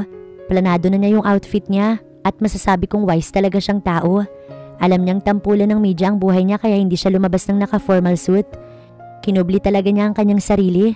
Siya lang din yung governor na kilala kong walang alalay at bodyguard kahit kaya naman niyang kumuha. Simple lang siyang tao, pero makikita mong matayog talaga siya sa aura pa lang. Mahirap abutin ng isang tulad niya at panigurado ko namang mapili rin siya sa babae. Ano pang tinatanga mo, Lilith? Natigil ako sa malalim na pag-iisip. Nakatitig na pala ako kay Saver, kaya naman natapik ko ang aking noo. Sensya naman, napairap ako bago dumiretso papasok sa mall. Simpleng gown lang yung gusto ko. Are you sure you want to marry my dad? Pinagsasasabi mo na naman. Kunot noong tanong ko habang pinagmamasdan ng magandang gown sa pinasukan namin. I'm just asking, Lilith. Pwede mo namang hindi tuloy eh. So ako na yung gumagawa ng paraan para makapili ka. Saver, wala tayo sa bahay para pag-usapan ng bagay na yan. Eh di lumayo tayo sa maraming tao. Bigla na lamang niya ako hinaltak palabas ng mall at muling isinakay sa kotse. Ano ba? Shut up, Lilith. Buisit ka talaga. Gusto ko siyang hampasin pero hindi ko magawa dahil ayoko maaksidente kami. Lagi mo na lang akong ginugulo. Wala ka bang ibang magawa? I'm happy. Nakangiting sagot niya. Happy dahil iniinis ako. Na pinapakita mo yung tunay na ikaw at hindi mo pinipigil yung sarili mo. Natahimik ako at inayos ang aking sarili. Kinikilabutan na talaga ako sa'yo. Manahimik ka na nga, Saver. I won't. Napabuntong hininga ako at hindi na nakipagtalo. Hindi ko alam kung saan kami pupunta. Pero isa lang ang nasa isip ko sa mga oras na to. Dapat hindi ako pumayag na si Saver ang sumama sa akin. Alam kong marami siyang plano para mawala ako sa buhay nila ni Dion. Nakikita ko yun sa mga mata niya. At sobrang natatakot ako sa mga oras na to. Isang oras kaming bumabiyahe. Saan mo ba kasi talaga? Hindi ako nakatapos. We're here. Bumaba siya at ako ay pinagbuksan. I bought this place when I was bored. Pinupuntahan ko to kapag gusto ko mapag-isa. Simple yet beautiful. Napatango ako kasi totoo namang maganda. Hindi pa fully developed pero may kubo naman na maaaring silungan at may fish pond. Madamo pero hindi naman malalago masyado kasi yung damo niya maaaring maupuan. Lalo na kapag nais mong sa labas lang muna upang matanaw ang fish pond o makalanghap ng sariwang hangin. Okay pala tong lugar mo. Ganito rin yung nais ko, simple lang. Wala sa sarili kong sambit. Kung ganito lang sana yung buhay namin, makukontento na talaga ako. May stock akong pagkain dito. Pumasok si Saver sa kubo at may inilabas na mga chips. Mamaya na tayo umuwi. Tumango lang ako at hindi na nakipagtalo. Gusto kong ma-enjoy ang lugar na ito dahil napakaganda. Huwag kang maglalasing, magdadrive ka pa. Bilin ko nang makitang magsimula ng uminom si Saver. Napailing ako bago binaling sa ibang gawi ang aking mga mata. Ayokong tumitingin sa mata ni Lilith. I see her weakness and soft side. Nahirapan ako mag-isip ng matino. Kumain ka na. Napansin ko kasing hindi niya ginagalaw ang mga pagkain. Nakakailang bote ka na. Takot ka? Hindi ako madaling. Napamura ako dahil may palakang dumaan sa aking harapan. Disgusting. Palaka lang yan kaya tumahimik ka. May naitutulong sila. Huwag mong sabihing takot ka sa... Hindi ko na pinatapos si Lilith. No, I'm not. Nandidiri lang ako. Oo, talaga ba? Sige nga, hawakan mo nga. Dinakma ni Lilith ang palaka at inalok na hawakan ko. Mabait sila, pero wag ka lang papaihi sa kanila kasi magkakakulugo ka. Disgusting. Stop making fun of me, Lilith. May alcohol sa kotse, maglagay ka sa kamay mo. Arte mo talaga, palibasa laking yaman ka. Kami nga, pet namin to nun eh. Natatawang kwento niya pa sa akin. At yung pupo ng kalabaw, hinahawakan namin lalo na pagtuyo na kasi ginagawa naming fertilizer. So what? Wala akong pakailam so shut up. Okay. Binitawan niya na ang palaka. Hapon at mukhang hindi naman siya naiinip. Binuksan ko na yung ilaw para may liwanag kami dahil pasilim na. Nag-ihaw ako nitong hotdog. Kumain na tayo tapos magligpit na. Aya niya pa habang nag-aasikaso. Lilith, nakangisi ako habang nakatitig sa kanya. Natatakot ka ba sa akin? Hindi, at bakit naman? Alam kong pinipilit niyang itago ang takot niya. Lalaki ako, babae ka, at nasa lugar pa tayo kung saan tayo lamang ang nakakaalam. Saver, lasing ka ba? Hindi ako lasing. Sinong malalasing sa isang bote? Mayabang kong tanong. Oh, I forgot. Ikaw pala malalasing ka, right? Sa wine nga nalasing ka eh. Inaasar mo ba ako? Sarcastic ang tanong niya na mas kinatawa ko naman. No, I'm just saying na... Hindi niya na ako pinagsalita pa. Kulit mo, Saver. Oo na, madali ako malasing. Hindi ko naman tinatanggi yun. Kaya nga ayoko uminom, diba? Ikaw nga, Takot ka sa... Malakas siyang napatawa nang maalala yung pagsigaw ko dahil sa palaka. Alam niya na yung kinatatakutan ko. Natatawa na lamang din ako kasi kulang na lang gumulong si Lilith sa kakatawa. Imagine, sa palaka ka lang takot. Shut up, pwede ba? Takot sa palaka, para kang babae niyan eh. Agad ko siyang hinapit sa bewang palapit sa akin. What are you saying again? Nakangising tanong ko habang titig na titig sa kanya. Takot ka sa palaka. Matapang niyang sinalubong ang aking titig. Totoo yun, Saver. Natatawa pa rin siya. Hinaplos ko ang mukha niya at mapusok siyang hinalikan. Nanlalaban pa siya sa una, ngunit kalaunan, sumabay si Lilith sa aking halik. Namalayan na lamang naming nakapasok na kami sa loob ng kubo at naihiga ko na siya sa papag. Kapwa kami hingal habang habol ang aming mga hininga. Maayos pa rin ang katawan niya. Hindi na ako magtataka kung bakit hibang na hibang yung mga lalaki sa kanya. Hindi mo makikita kung sino-sino yung nakakagalaw sa kanya dahil maganda pa rin ang kanyang pangangatawan. Nagulat ako. Alam kong sa club siya kinuha ni Dad. So it means, hindi na dapat siya... Ano ba tong ginagawa ko? Ano? Berhen ka pa rin? Akala ko ba pukpukat sa club ka nakilala ni Dad? Mali ba yung pagkakakilala ko kay Lilith? Ituloy mo na. Natigilan ako sa pakikipagtalo sa aking isipan. Bayad ko to sa pagpasok ko sa buhay ninyong mag-ama. Walang humpay ang mura ko patungo sa kaibigan kong si Brent. Matapos ang nangyari sa amin ni Lilith at matapos ko siyang maihatid, ayoko mag-stay sa mansyon ngayong gabi. Ako lang naman ang nakauna sa babaeng pakakasalan ng ama ko. Akala ko talaga pokpok siya at kung sino-sino na yung nakalaway sa kanya. Bakit hindi man lang niya sinabing berhen pa pala siya? What's the problem, tol? Bungad ni Brent nang pagbuksan niya ako ng pintuan. Sa buong buhay ko, ngayon lamang ako naging tanga. Hindi ako nakapag-isip ng mabuti sa desisyon ko. Ano ba yun? Takang-taka si Brent. Pinagsamantalahan ko yung GF ni Dad kasi nga akala ko hindi na siya inosente, tol. Gusto ko siyang walisin sa buhay namin kaya ginago ko siya. Pero hindi ko intensyon na kuhanin ang bagay na yun mula sa kanya. I was wrong, okay? I know that. Gago ka nga, tol. Gulat na sagot ni Brent. Kahit si Santanas magre-resign para sa'yo. Kahit pa hindi na berhen yun, sana naman nag-isip ka pa rin, tol. Siya ang pinili ni Tito kaya tanggapin mo na lang yun. But she's obviously a gold digger, Brent. Napahilamos ako sa mukha ko. Sure ka? Mukha naman siyang okay at masaya naman yung daddy mo. At isa pa, Tito didn't cheat to your mama. Nag-GF si Tito because matagal nang wala si Tita. Kung sino yung gusto niya, wala na tayo doon, tol. Think of it. Tapos, ginalaw mo pa yung soon-to-be wife niya. Paano na ngayon? Yeah, paano na nga ba? Hindi ako makapag-isip ng maayos. Ginusto rin naman niya because bayad sa pagpasok niya sa buhay namin. Napapalatak ako. Okay, alam ko na yung iniisip mo. Nagigilty ako, Brent, sa mga oras na to. Sa buong buhay ko, ngayon lamang ako nagilty. It's my first time na makipagsiping sa isang berhen. What about your soon-to-be ex-wife? Si Janice, we both know na hindi na siya buo nung mag-asawa kami at gawain talaga niya na maging lalakero noon pa. Pwede bang mag-advise ka? Pakiusap ko kay Brent. Cause right now, I really don't know what to do. Mag-sorry ka at tigilan mo na siya.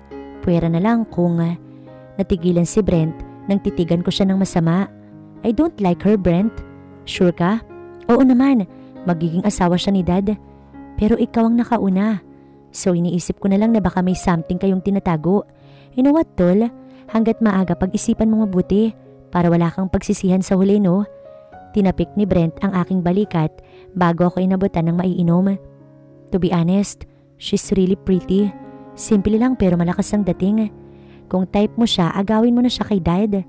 Tol, sa ating dalawa ikaw dapat yung gumawa nun. Natatawang sagot ni Brent bago tinungga ang hawak nitong bote. Kinabukasan na ako umuwi.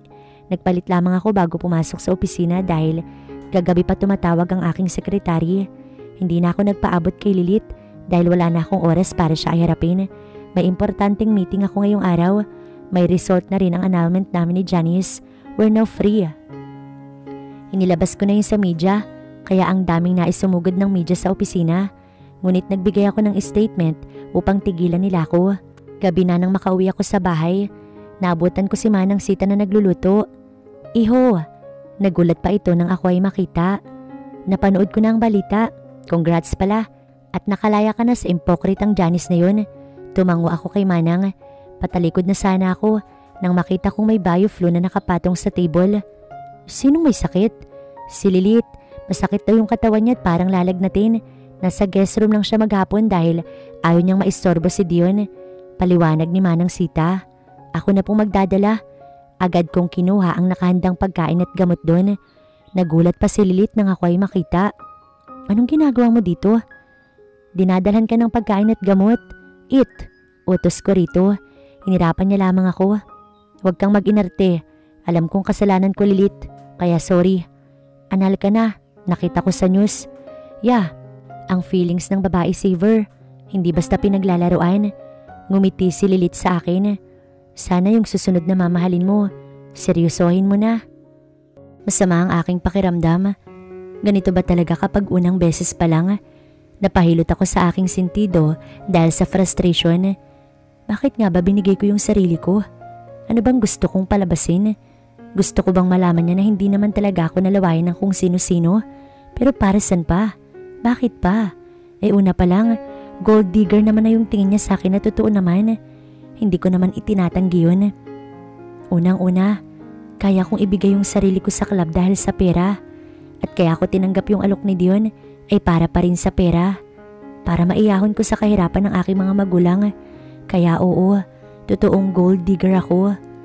Tapos, magsasorry siya kasi nagalaw niya ako. Hindi ko talaga maintindihan si Saver. Bakit ba siya hihingi ng tawad? Na guilty siya? Kasi tingin ko naman, wala naman siyang guilt. Masama yung ugali ni Saver. Laruan lang yung babae sa kanya lalo na yung gaya ko.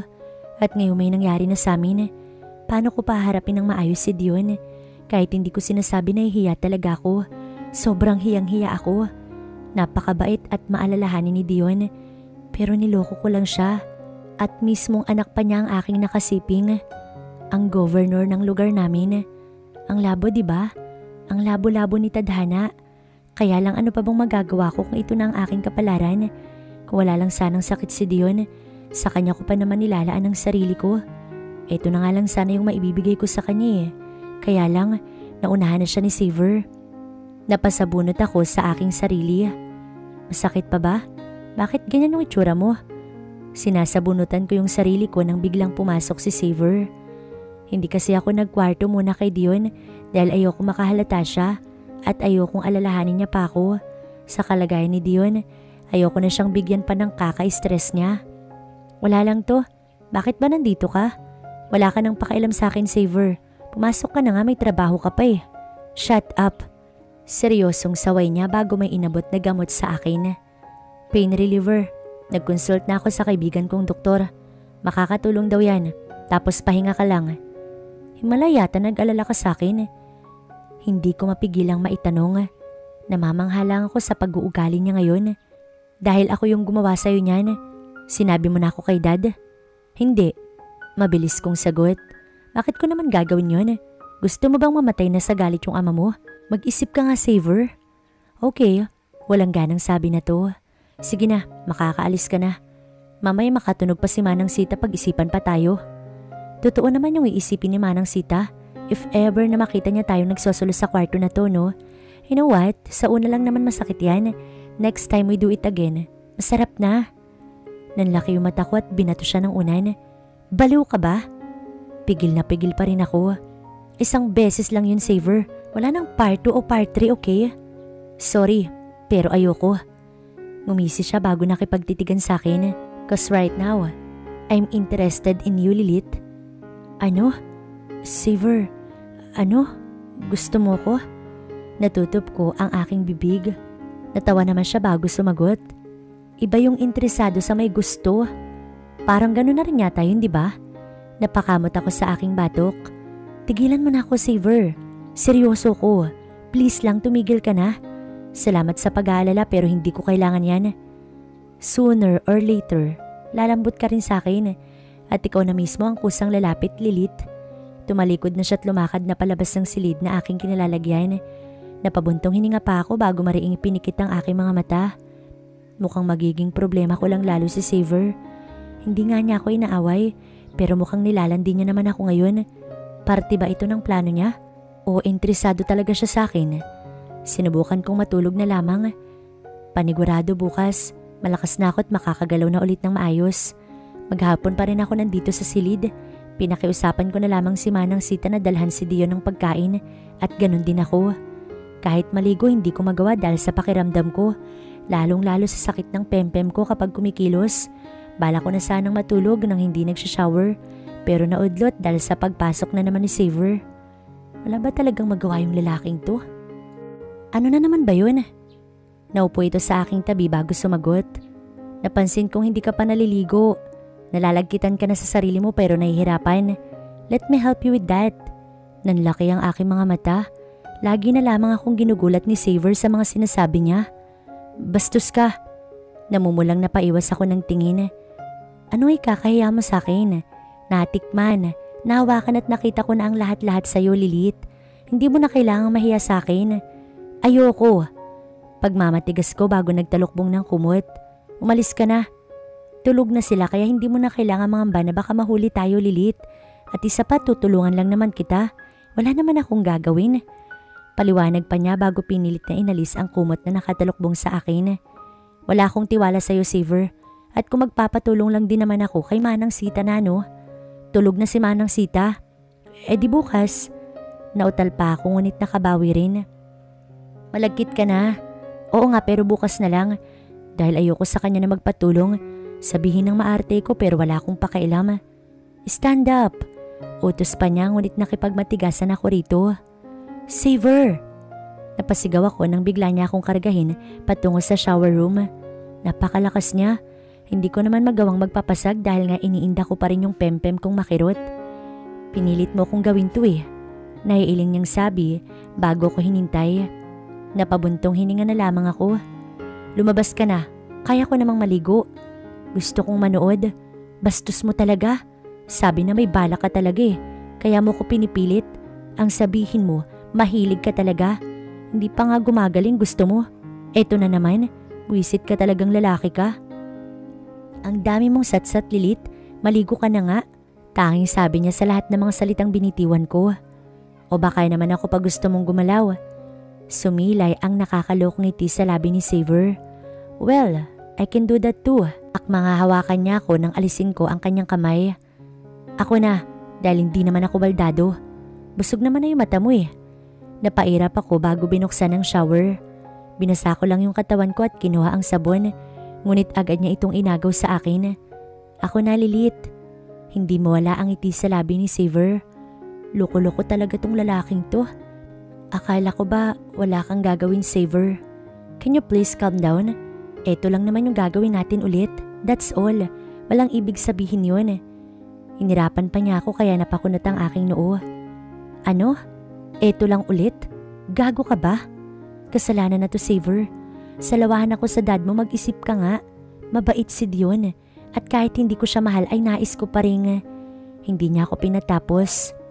Wait, what? Hindi mo mahal si dad? Natahimik ako ron. Nadulas ako kaya hindi ko na magawang sumagot pa. Hinihintay ko kung magagalit ba siya pero hindi naman. Hindi mo naman pala mahal si dad eh. Eh bakit? Sino bang natitipuhan mo? Ako ba? Mahiya ka nga. Lumabas ka na. Alam kong ako yung tipo mo. Alright, from now on sa akin ka na. You're the governor's gold digger. Hindi ko alam ang magiging reaction ko. Hindi ko nga alam yung sasabihin ko eh. Ano bang pinagsasabi kasi ni Saver na sa kanya na ako? No way. Ayoko madagdagan pa yung mga kasalanan ko kay Dion. Baka imbis na lumakas si Dion, mas lalong manghina ito kapag nalaman niyang may nangyayari sa amin ng anak niya. Isa pa si Janice. Tsak na mag-aalboruto sa galit yun kapag nalaman niya na may kababalaghan kaming ginagawa ni Saver. Ayokong masira pa lalo ang lahat. Ayokong mas lalong maging makasalanan. Kailangan kong pigilan ang aking sarili. Hindi ako papayag na maging sa kanya dahil kay Dion ko lang dapat ibibigay ang aking sarili. Hindi pwede. Napasabunot ako sa aking sarili. Iha, ayos ka lang ba? Mukhang masama pa yung pakiramdam mo ah. Hinipo ni Manang ang aking noo. Nakalimutan kong kasama ko nga pala siya ngayong maghanda ng umagahan. Hindi ko kasi makalimutan yung nangyari sa amin ni Saver. Tapos dumagdag pang isipin yung sa kanya na raw ako. Tinawag pa niya akong gold digger. Na totoo naman, hindi na ako nasaktan dun. Kaya lang, kailangan ba talagang ipamukha sa akin yun? Ginagamit niya na ako tapos iniinsulto niya pa ako. Ganun ba talaga siya? Wala po akong sakit, Manang. Nautal man ako ay nakabawi rin naman agad. Nanaginip po kasi ako kagabi. Isang masamang bangungot. Kita ko ang pag-aalala sa mukha ni Manang. Nagdarasal ka ba bago matulog? Napalunok muna ako bago sumagot. Yun nga, Manang Hindi na po ako nakakapagdasal dahil sobrang dami na pong kasalanan. Hindi ba dapat kung marami na tayong kasalanan, dapat mas lalo tayong lumalapit at magdasal? Napahiya ako sa sinabi ni Manang at napatango na lamang. Napayuko ako nang makitang pumasok si Xavier. Palagi siyang nasa mansyon ngayon. Wala kaya siyang trabaho? Governor na pulpul yata ito Napakagatlabi ako bago napairap. Hindi ko siya tinitigan dahil alam kong maaalala ko na naman ang kagabi. Good morning, Manang Sita. Baritono ang boses ni Xavier na talaga namang nakakaakit. Good morning, Lilith. Napaangat ako ng tingin bago siya minasdan na magtimpla ng kanyang kape. Masayang mabuhay, Manang Sita. Now I know the meaning of... Napasulyap si Xavier sa akin. The meaning of life. Oh, in love ka ba, iho? Sino naman ang babaeng yan? Sana naman hindi na tulad ni Janice. Hindi ko alam ang aking mararamdaman. Ako ba yung tinutukoy niya? O masyado lang akong asyumera? Malayong malayo siya sa ex-wife ko. And I'm sure, makakasundo mo siya, Manang. Napasulyap pa si Xavier sa akin. Ako nga yata talaga. Gago ka, Xavier, wag ganito. Ginugulo niya yung puso't isipan ko. Napakalakas niyang mangakit. Titig pa lang niya. Para na ako matutunaw sa kahihiyan. Mabuti naman. Hindi ka na rin naman bata, iho. Ipakilala mo naman minsan dito pati sa dad mo. Soon, Manang, kapag naayos ko na ang lahat. O sige, hintayin namin ni Lilith yan, ha? Ito ngang si Lilith, binangungot raw kagabi.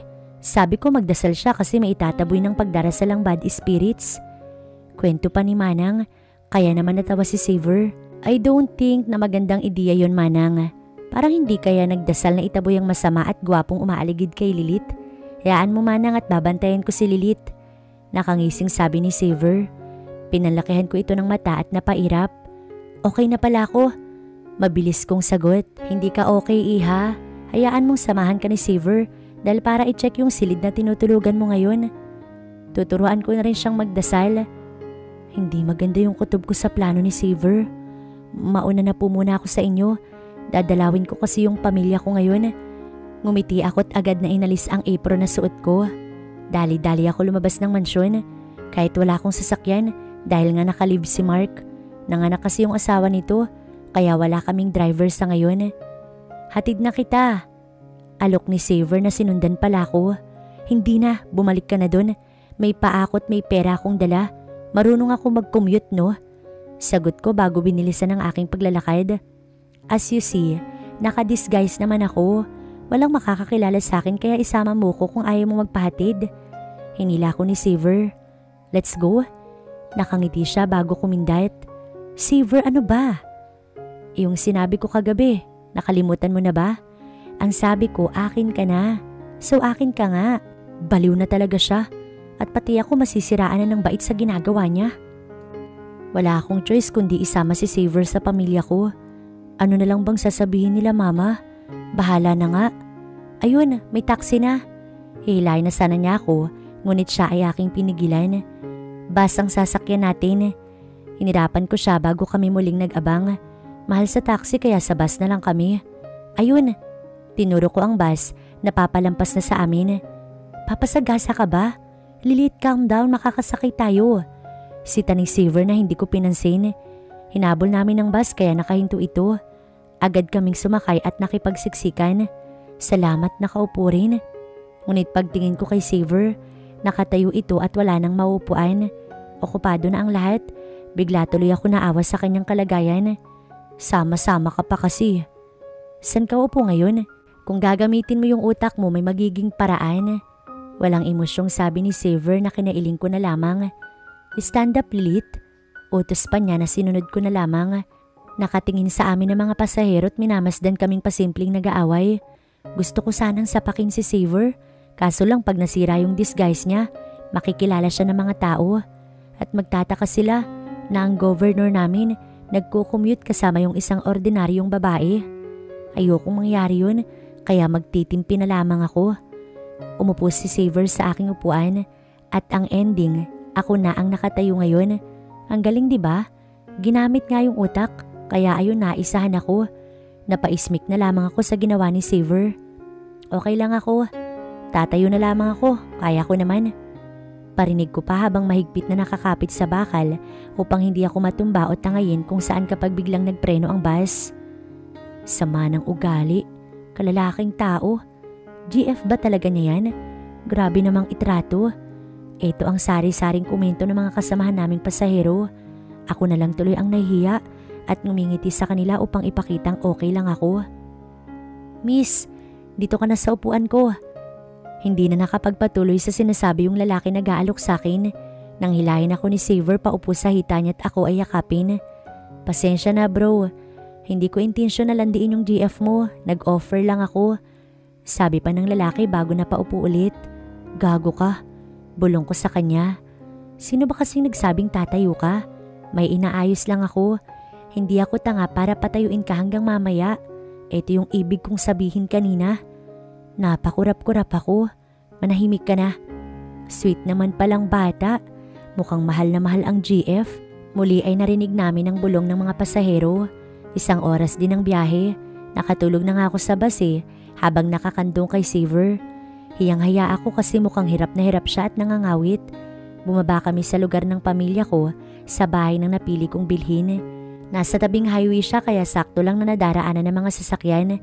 Ngunit malawak ang lupa kaya nakakapagtanim pa sina mama at papa. Lilit! Agad akong sinalubong ni mama. Ngunit naglaho ang ngiti nito nang mapadako ang tingin kay Xavier. Gov? Pa, si Governor Xavier nandito. Magtimpla ka ng kape. Natataranta na si mama. Ayos lang po. Gov, bakit po napasugod kayo? Ano pong ginawa ng anak ko? Mabait pong bata yung anak ko, maniwala po. Pinigil ko si mama. OA mo naman ma. Kasama ko si Xavier dahil dad niya si Dion. Wala kasing driver. Nasan yung sasakyan kung ganoon? Takang tanong ni mama. Nanlaki yung mata ko't hindi agad nakasagot. Ano nang ipapalusot ko? Hindi ako nag-iisip. Basta kasi ako nagsasalita na lang. Nasa paggawaan po right now. Nasiraan po kami sa daan. Si Xavier ang sumagot. Pagod na pagod kaya yata, Gov. Maupo muna kayo, magpapahanda akong makakain. Sobrang asikaso ni mama sa mukong. Kung alam lang niya. Napairap na lamang ako. Manahimik ka. Baka hindi ka na makalabas sa bakuran na to. Banta ko rito. Tapang mo naman, Lilit. Natatawa lamang si Xavier. Simpleng bahay lang pala yung binili mo. Bakit hindi mo na sila kinuha sa village malapit sa mansyon? Simpleng pamumuhay lang yung gusto nila. Please lang, huwag mong babanggitin sa kanila na sa club ako nakuha ni Dion. Wala kasing alam yung pamilya ko. Bakit ko naman gagawin yun? Proprotektahan kita, Lilit. Hindi na ako yung dating Xavier na nakilala mo. Hinaplos ni Xavier ang aking buhok. Agad akong tumayo at iniwan siya ng walang paalam. May kakaiba kasi kong naramdaman. Sinabi ko kay mama at papa na uuwi rin kami agad ni Xavier. Sa tingin ko kasi may pasok pa siya bukas at hindi ko naman magawang magpaiwan dahil nahihiya rin ako sa kanya. Sinamahan niya ako dito sa bahay kaya sasamahan ko rin siya pa uwi. Pero sa tingin ko, hindi kami makakauwi. Inaalala ko si Dion kung hindi kami makakauwi. Ayokong wala siyang kasama. Nagigilty ako ng sobra sa mga oras na ito. Lasing ka na ba, Gov? Magalang pa rin si Papa kahit namumula na ito sa kalasingan. Nagkayayaan kasi silang mag-inom. Mga ilang bote lang sana pero mukhang nasihan sila kaya naglasing na sila. Ma, hindi pa ba mapapatigil si Papa na painumin si Xavier? Nasa kusina kami ni Mama at hinahanda ang pulutan nila Papa. Alam mo naman ang Papa mo kapag gusto niya yung isang tao, parang hindi mo naman kilala yung Papa mo. Naiiling na sagot ni Mama. Oo nga pala, kamusta si Dion? Malakas na ba siya? Nakaka-recover naman na po. Sagot ko ngunit hindi ako makatingin sa mata ni Mama. Anak, sigurado ka bang pakakasalan mo siya? Alam kong wala sa edad yan. Ngunit anak, kung ginagawa mo lang to para mabigay yung pangangailangan namin, ayoko namang gawin mo yun.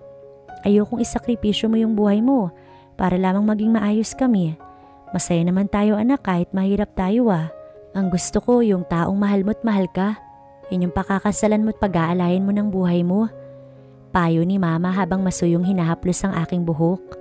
Ang anak ko talaga. Nanginginig pa yung boses ni Mama kaya hindi ko maiwasang maiyak. Mama, okay lang naman po ako. Aaminin kong hindi ko mahal si Dion pero malaki po yung naitulong niya. Hindi na ako pinatapos ni Mama. Hindi ba't ganyan din tayo sa tiya mo? Malaki rin yung naitulong niya. Anak, wala kang pinag-iba doon. Naging alipin ka sa paraang ginusto mo. Ano po bang dapat kong gawin? Lumuluha akong tanong. May malaki pa po kong kasalanan kay Dion, Ma. Sa tingin ko po, nagugustuhan ko na siya. Ang taong hindi ko dapat mahalin. Sa tingin ko, kilala ko yung tinutukoy mo. Ngumiti si Mama at pinahid ang aking luha. Umamin ka kay Dion. Humingi ka ng tawad at umuwi ka na, anak. Kung kinakailangan nating magtiis dito, ayos lang. Makakayanan natin kahit anong pahirap pa yung ibigay sa atin. Ayaw ko lang napigilan mo yung sarili mo, anak. Mariin ako napapikit. Matapos naming mag-usap ni Mama, ay nagtungo ako kina Papa at Saver. Inilapag ko yung mangkok na may sabaw upang sila ay may mahigop. Lasing na itong si Saver. Natatawang sabi ni Papa na lasing din naman. Napabaling ako kay Saver na nakatahimik lang at namumula. Siniko ko ito nang tumabi ako rito. Okay ka lang? Sabi ko naman kasi wag mong papatulan si... Hindi ako nakatapos sa sinasabi niya nang umiti siya. Pangiti-ngiti ka pa, pakyut ka pa, feeling mo naman tatalab yan. Imbis na makakauwi sana tayo, pinili mo pang mag-inom. Wag na awayin. Saway ni Mama na inaalalayan na pala si Papa patayo. Pagpahingahin mo na sa extra room natin. Lilit, alam mo na yung tama't mali ha. Lasing yan, kaya ikaw ang magpasensya at umiwas. Ayusin mo muna yung sa inyo ni Dion bago ka magdesisyon. Huli na ang payo ni Mama. Nakagawa na ako ng maling hakbang na alam kong hindi ko pagsisisihan. Dahil ang taong to, napatitig ako kay Saver. Minamahal ko na siya. Pinagtimpla ko si Saver ng kape upang mahimasmasan na dito pa rin kami sa sala. Hindi pa kasi nga nais na mahiga dahil baka masok ka lamang. Lasing-lasing pa kasi. Bulong ko habang nililigpit ang mga boteng na ubos nila. Pahinga ka lang dyan. Kung nasusuka ka, sabihin mo lang para maalalayan kita sa banyo. Sandali lang, Lilit. Hinawakan niya ako sa aking kamay. Isang tanong pa. Saver, itanong mo na lang yan kapag hindi ka nalasing. Tulad nga ng sabi ni Mama, lasing si Saver, kaya ako na lamang ang mag-a-adjust sa tiiwas. Gusto ko ngayon na, Lilit. Ayoko maubusan ng oras at ayokong pagsisihan to kapag hindi ko na naitanong. Sige, naupo ako sa kanyang tabi. Ano ba yun? Bakit bigla kang umalis kanina? Alam kong iniiwasan mo ko. Saver, hindi ako nakapagsalita pa. Alam kong may nararamdaman ka, Lilit. Ayaw mo lang aminin. Sigurado ka bang pakakasalan mo si Dad? Umaasa ang mukha ni Saver. Pakiusap, sabihin mo lang na hindi mo itutuloy yung pagpapakasal. Handa akong agawin ka. Kahit pa nga alam kong mali ito, Lilit. Saver, hindi pwede. Hindi nga ba pwede o ayaw mo lang? Napabuntong hininga si Saver. Poprotektahan kita sa lahat. Handa akong saluhin yung mga masasakit na salita. Aaminin ko kay Dad na ako yung nakauna sa'yo. Hindi ka mapapahamak, Lilit. Bigyan mo lamang ako ng senyales. Natatakot ako. Napaiwas ako ng tingin. Napakasama ko kung sasaktan ko yung ama mo. Alam mo namang may sakit siya, diba? Saver, itigil na natin to. Tila ba sinasaksak ang puso ko habang sinasabi ang mga katagang yun. Ibig bang sabihin, si Dad ang pinipili mo? Gustong gusto kong suwayin yung utak ko at pakinggan ang nasa puso ko. Pero hindi. Kaya ko tong pigilan. Alang-alang sa pagre-respeto sa ama mo, Saver. Akala ko, parehas tayo ng nararamdaman. Pero mukhang mali ako. Napangisi si Saver. Sa dinami-rami ng babae, bakit ikaw pa? Sana nanatili na lamang ako namumuhi sa'yo, Lilit. Mariin ako napapikit. Mahal kita. Kung alam mo lang kung gaano kita kagustong, hindi ko tinuloy ang aking sinasabi. Tama na to, Saver. Malaki na yung kasalanan natin sa dad mo. Wala namang tayo, diba? At isa pa, madali ka lang makamove on, tulad ng kay Janice. Pasensya ka na kung nakitaan mo ko ng motibo. Dapat, naging matatag pa ako. Mapait akong umiti rito. Sabihin mo lahat ng masasakit sa akin. Tatanggapin ko, Savor. Sanay naman ako pero gusto kong tumigil ka na sa panggugulo sa akin at titigilan na rin kita. Mahinang napamura si Savor. Panggulo lang pala ako sa'yo. Habang ikaw ginagawa kong inspirasyon. Tumayo si Savor. Sige, kung yan yung gusto mo, susundin at igagalang ko yan. Bakit pa ba kasi ako umaasang ako yung pipiliin mo? Pinigilan kong umalis si Savor pero ayaw niyang magpaawat. Savor, gabi na't nakainom ka pa. Kung mamamatay man ako, wala kang pakialam sa akin dahil wala namang tayo. Lumuluha ako nakikiusap kay Savor. Please, wag mong gawin sa sarili mo to. Ibalik mo na lamang yung dating trato mo sa akin. Kamuhian mo ulit ako, insultuhin mo ko. Basta wag lang yung ganito. Paano ko pa gagawin yun kung nakapasok ka na sa puso ko? Minamahal na kita, Lilith. Hindi ko napigilan si Savor. Umalis pa rin talaga ito kaya nga hindi ako mapakali. Tumawag ako kay Manang Sita upang sabihan ito na baka umuwi si Savor na lasing. Hindi ako nakatulog kakaisip. Inumaga na ako at ang buong akala ni Mamay natulog ako. Hinintay ko lang magising si Mama bago ako nagpaalam na uuwi na. Inabutan ko si Manang Sita na naghahanda ng almusal. Iba ang tingin ni Manang sa akin ngayon. Pasensya na po, ngayon lang ako nakauwi. Kanina ka pa inaabangan ni Dion. Tumango ako at agad nagtungo sa silid namin ni Dion. Hindi ko maintindihan ang aking nararamdaman. Mabigat ang bawat paghakbang ko patungo sa silid kung nasaan si Dion naghihintay. Good morning. Inayos ko ang aking sarili. Pasensya ka na, hindi ako nakauwi kagabi. Maupo ka sa tabi ko. Nakangiti si Dion. Sinabi ni Manang Sita na hindi ka nga makakauwi. Kumain ka na ba? Hindi ko alam, pero naluluha talaga ako. Sa tingin ko, hindi ko na kayang itago. Ayokong lokohin ka pa, Dion, pero hindi talaga kita magawang mahalin. Shh, tahan na. Niyakap niya ako kaya mas lalo ako napaiyak. Sabi ko naman sa'yo may intindihan ko, diba? Tahan na. Sabihin mo sa akin at makikinig ako. Dion, bakit ba napakabait mo? Ginagago na kita. Magalit ka naman. Kapag ba nagalit ako, magbabago yung pagtingin mo sa akin? Hindi naman, diba? At nauunawaan ko kung may ibang nagpapasaya sa'yo, Lilith. Hindi katawan mo yung habol ko. Hindi kita tinutulungan dahil lang sa nais kitang makuha. Ang taong nagmamahal, walang dahilan. Basta binibigay lang niya yung alam niya makakapagpasaya sa taong mahal niya. Dion, pasensya na talaga. Hindi ko na napigil ang sarili kong mapahagulgol. Pinigil ko naman Nilabanan ko pero sadyang natigilan ako sa pagsasalita ng ilang segundo. Nakakahiya talaga to. Kahiyan ako sa'yo kahit kailan. Wala na nga ako naitulong. Ginaganito pa kita. Makinig kang mabuti sa sasabihin ko, Lilith. Inamin na ni Savor sa akin ng lahat kagabi. Umiyak siya sa akin at nakikiusap na palayain kita. Nais niyang wag mong pigilan yung nararamdaman mo para sa kanya. Pero ikaw yung pinili ko, Dion. Ayokong gawin mo yan. Nakahanda na yung ticket ko patungo sa Amerika upang doon ako magpagamot. Nais kong hayaan mo yung sarili mo at piliin yung taong minamahal mo. Wag mo kong kawaan. Pakiusap lang. Pero Dion, nakapagdesisyon na ako, Lilith. Mahal ka ni Savor. Bigyan mo lamang siya ng oras at panahon na ayusin yung pag-uugali niya. Intindihin mo lamang siya at iplano yung tungkol sa inyo. Gusto ko lang sabihin na wala akong hinanakit.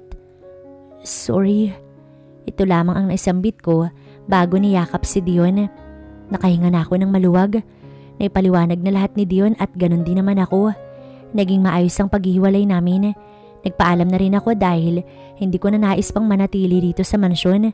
Nais kong maging simple na lamang ang pamumuhay namin ng aking pamilya. Nakiusap ako kay Dion na wag ibigay sa akin yung pera niya. Pati sana yung bahay at lupang property nila mama ngayon nais kong isauli. Ngunit iyon ang hindi pinagbibigyan ni Dion. Aalis ka na ba talaga? Nalulungkot na tanong ni Manang Sita. Pasensya na po kung ganito yung nangyari. Maging kayo po naloko namin. Kahit hindi mo sabihin, alam kong may something talaga sa inyo ni Savor. Oo nga pala, alam ba niya? Na ano po? Kung aalis ka na, nasabi mo na ba?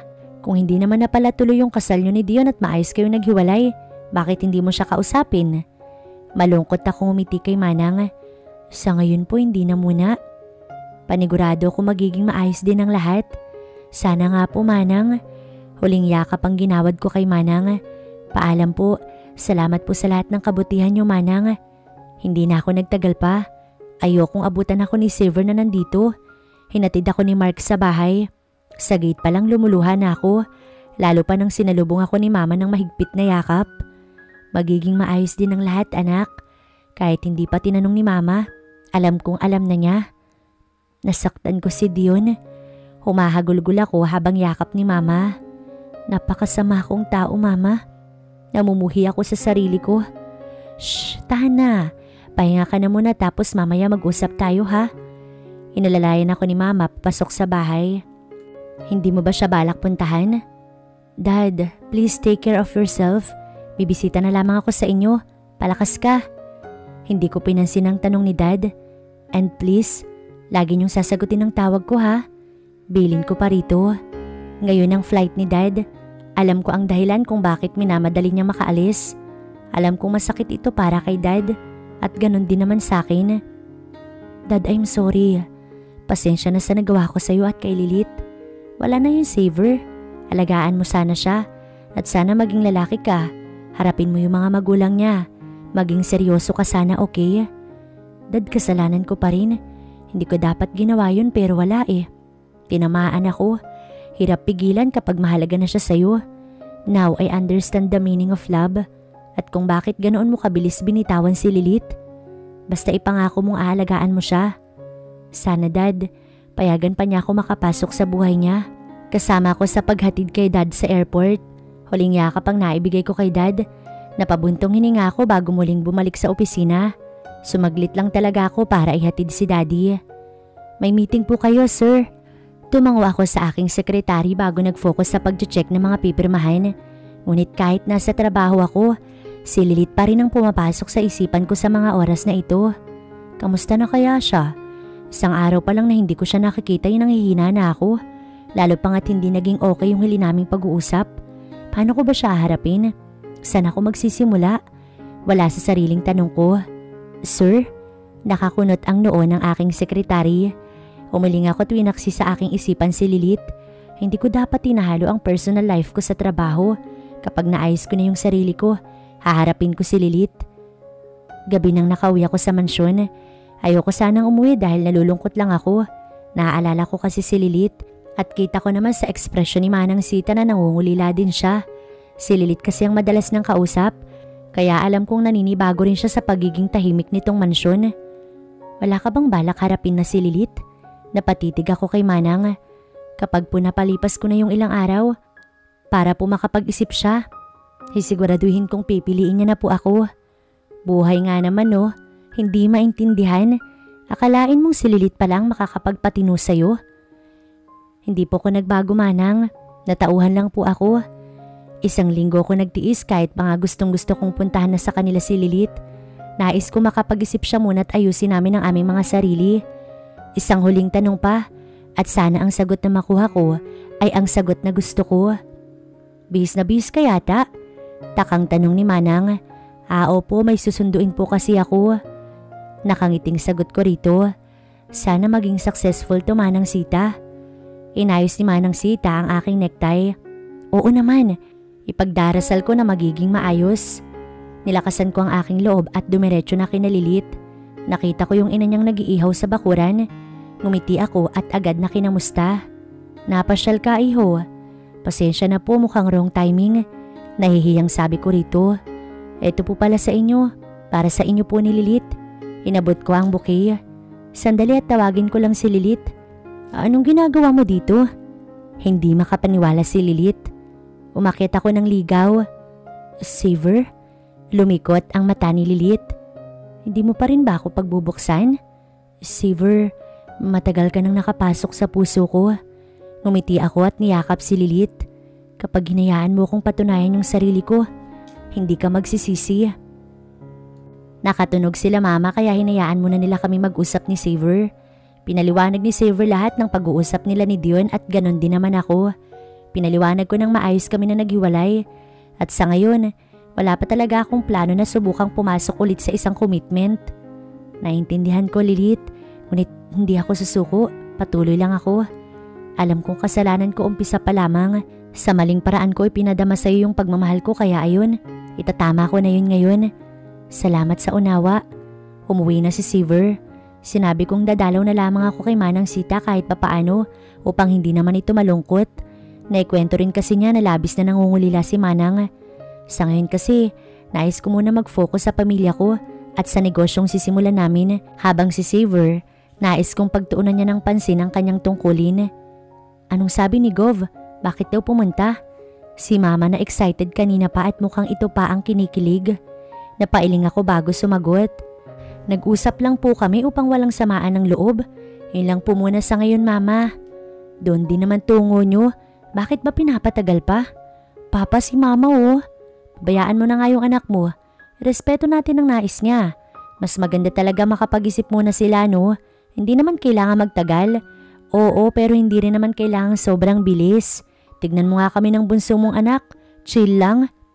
Natapik ko ang aking noo. Parehas kayong luko-luko. Tsaka gala po masyado bunso nyo. Pagalitan nyo po, Mama. Si Papa kinukonsinti. Si Papa naman ang aking binalingan. Pagtapos kitang ipagtanggol, nagdaramdam na sabi pa ni Papa. Pero seryoso anak. Napabuntong hininga si Papa. Sa tingin ko naman, seryoso talaga si Seaver. Huwag kang matakot na sumubok muli. Lalo ngayon, mas may linaw na ang lahat. Tama naman si Papa. Hindi ko naman sinara yung puso ko para kay Seaver. Ang totoo niyan, gusto ko lang mapag-isipan niyang mabuti yung desisyon niya. Baka kasi sa una lang pala lahat at pagkatapos sa huli, magkakasakitan na naman. Ilang araw matapos bumisita si Seaver dito, palagi na siyang dumadaan sa amin upang magdala ng bulaklak o ng kung ano-ano. Sinabihan ko siya na tigilan na yung kakabili ng kung ano-ano pero ayaw niyang paawat. Ang araw ay naging linggo at naging buwan. Ganito niya ako katagal hinintay hanggang sa naging komportable na ulit kami sa isa't isa. Naging close na nga niya yung pamilya ko eh. Minsan nakakaselos na kasi mas hinahanap pa nila si Seaver kaysa sa akin. Ngayong araw, may usapan kami ni Seaver na dalawin si Manang Sita. Ilang linggo lang din kasi ang nakakalipas ay nagpaalam na si Manang na magpapahinga na. Dahil wala naman si Dion sa mansyon at si Seaver naman ay palaging nasa opisina, wala nang masyadong inaasikaso si Manang. Kanina ka pa naghihintay? Takang tanong ko nang maabutan si Seaver na nakaupo sa labas habang kausap ang aking kapatid. Kuya, pasok muna ako. Galang naman ng kapatid kong bugok. Parang walang kalukuhan ah. Kadarating ko lang din. Pinagpaalam na pala kita na papasyal tayo kay Manang Sita. Hindi mo naman kailangan gawin yun. Hindi na ako bata. Tara na. Nauna na ako lumabas. Pinagbuksan niya pa ako ng pintuan. Malapit-lapit lang naman ang bahay ni Manang Sita kaya makakarating lang din kami agad at hindi aabutan ng traffic. Seaver? Kuha ko sa kanyang atensyon. Napasulyap naman siya ngunit binalik din sa daan ng focus. May problema ba? Wala naman. Naisip ko lang na tagal mo na palang naliligaw no? Hindi matagal ang buwan. Nakangiti niyang sagot. Bakit may problema ba? Bad news ba to? Kinakabahan niyang tanong. Stop ka ng manligaw? Nagulat ako ng bahagya dahil napapreno si Seaver. Itinabi muna niya ang sasakyan. Ha? What do you mean, Lilith? Stop ka ng manligaw? Bakit? Ayaw mo ba sa akin? Hindi mo talaga ako... Hindi ko na siya pinatapos. Kasi boyfriend na kita. Naramdaman ko ang yakap ni Seaver sa akin. Thank you, Lilith, for giving me another chance. Naipakita sa iyo kung gaano kita kamahal. Akala ko yakap lang. Pero nanlaki yung mata ko nang hagkan ako ni Seaver na agad ko namang tinugon. Masayang-masaya ang lahat sa binalita namin, lalo na ang aking mga magulang. Maging si Manang Sita agad naming sinabi rito. Binabalak na naming magpakasal. Masyado nga bang mabilis? Para sa akin hindi naman na kami bata. Nasa tamang edad na kami't sigurado. Suportado ito ng mga magulang namin. Ngunit isang nakakalungkot na balita ang nakarating sa amin. Sa kasalukuyan naming pag-aayos ng aming wedding. Ready na sana ang lahat. May schedule na rin ang wedding namin ni Seaver. Pero agad naming pinarisked na lang dahil sa kinakailangan naming magtungo ni Seaver sa Amerika para puntahan ang funeral ni Gideon. Sa eroplano pa lang hindi ko na kaya. Hindi ko mapigilan ang aking mga luha. Naging mabuting kaibigan sa akin si Dion. Hindi ko alam kung papaano masusuklian ang nagawa niya sa akin. Buong akala ko talaga gagaling pa siya at makaka-recover. Tahan na malapit nang lumapag yung eroplano. Bulong ni Xavier habang hinahaplos ang aking buhok. Alam kong gusto rin niyang umiyak ngunit hindi niya magawa. Pinapakita lang niya na malakas siya kasi ayaw niyang mas manghina ako. Mabigat ang bawat hakbang ko palapit sa kabaong ni Dion. Napasulyap ako kay Xavier na lumuluha na rin pala. Inakbayan ko siya at hinimas sa likuran. Napakabuting tao ng dad mo at maintindihin, dugtong ni Xavier. Salamat sa kanya kasi imbis na kamuhian, siya pa yung nag-push sa akin na harapin ka't magpakalalaki. Ang daddy mo talaga? Salamat. Nanginginig ang boses ko at pinipigilang pumiyok habang nakatitig kay Dion. Naninikip ang dibdib ko habang patuloy sa pag-iyak. Siya yung nagpaubaya at hindi niya ininda yung sakit na idinulot ko. Kahit anong pagkakamali pa yung nagawa natin, walang pagdadalawang isip na tayong pinatawad. Pinapangako ko sa harap ni Dad na aalagaan at mamahalin kita. Matapos ang pagdadala kay Dion sa huling hantungan, ay hindi na kami nagtagal ni Xavier sa Amerika. Hindi muna namin tinuloy ang kasal namin dahil nagluluksa pa kasi kami sa pagkawala ng kanyang dad. Nag-focus muna siya sa kanyang trabaho. Malapit nang matapos ang termino ni Xavier, kaya mas nakafocus na siya sa pagbuo ng aming pamilya. Sa susunod na buwan ay bababa na siya sa pwesto at hindi na muling maghahabol. Nais na lamang daw niya ang simpleng pamumuhay gaya ng aking pamilya. 1 taon ang pinalipas namin bago kami nag-ayos ulit ni Xavier para sa kasal namin. Wala na siya sa pagiging governor kaya napakarami na niyang oras. Natuloy ang kasal namin. Kasabay nito ay ang nalaman naming nagdadalang tao na pala ako sa panganay naming anak. 5 taon pa ang lumipas. Gideon, anak. Gideon, tawag ka ni Mami. Rinig ko si Xavier. Si Gideon ay ang panganay namin ni Xavier. 4 na taong gulang na siya at ipinangalan namin siya sa ama ni Xavier. Nung nalaman naming lalaki yung una naming anak, walang pagdadalawang isip na ipinangalan namin sa kanya ang pangalan ng lolo niya. Ngayon ay 2 buwan akong buntis sa pangalawa namin ni Xavier. Nakakatuwang maalaga talaga si Xavier sa amin ng anak niya. Ano pa nga bang mahihiling ko? Napangiti ako habang pinagmamasdan si Gideon at si Xavier na magkulitan.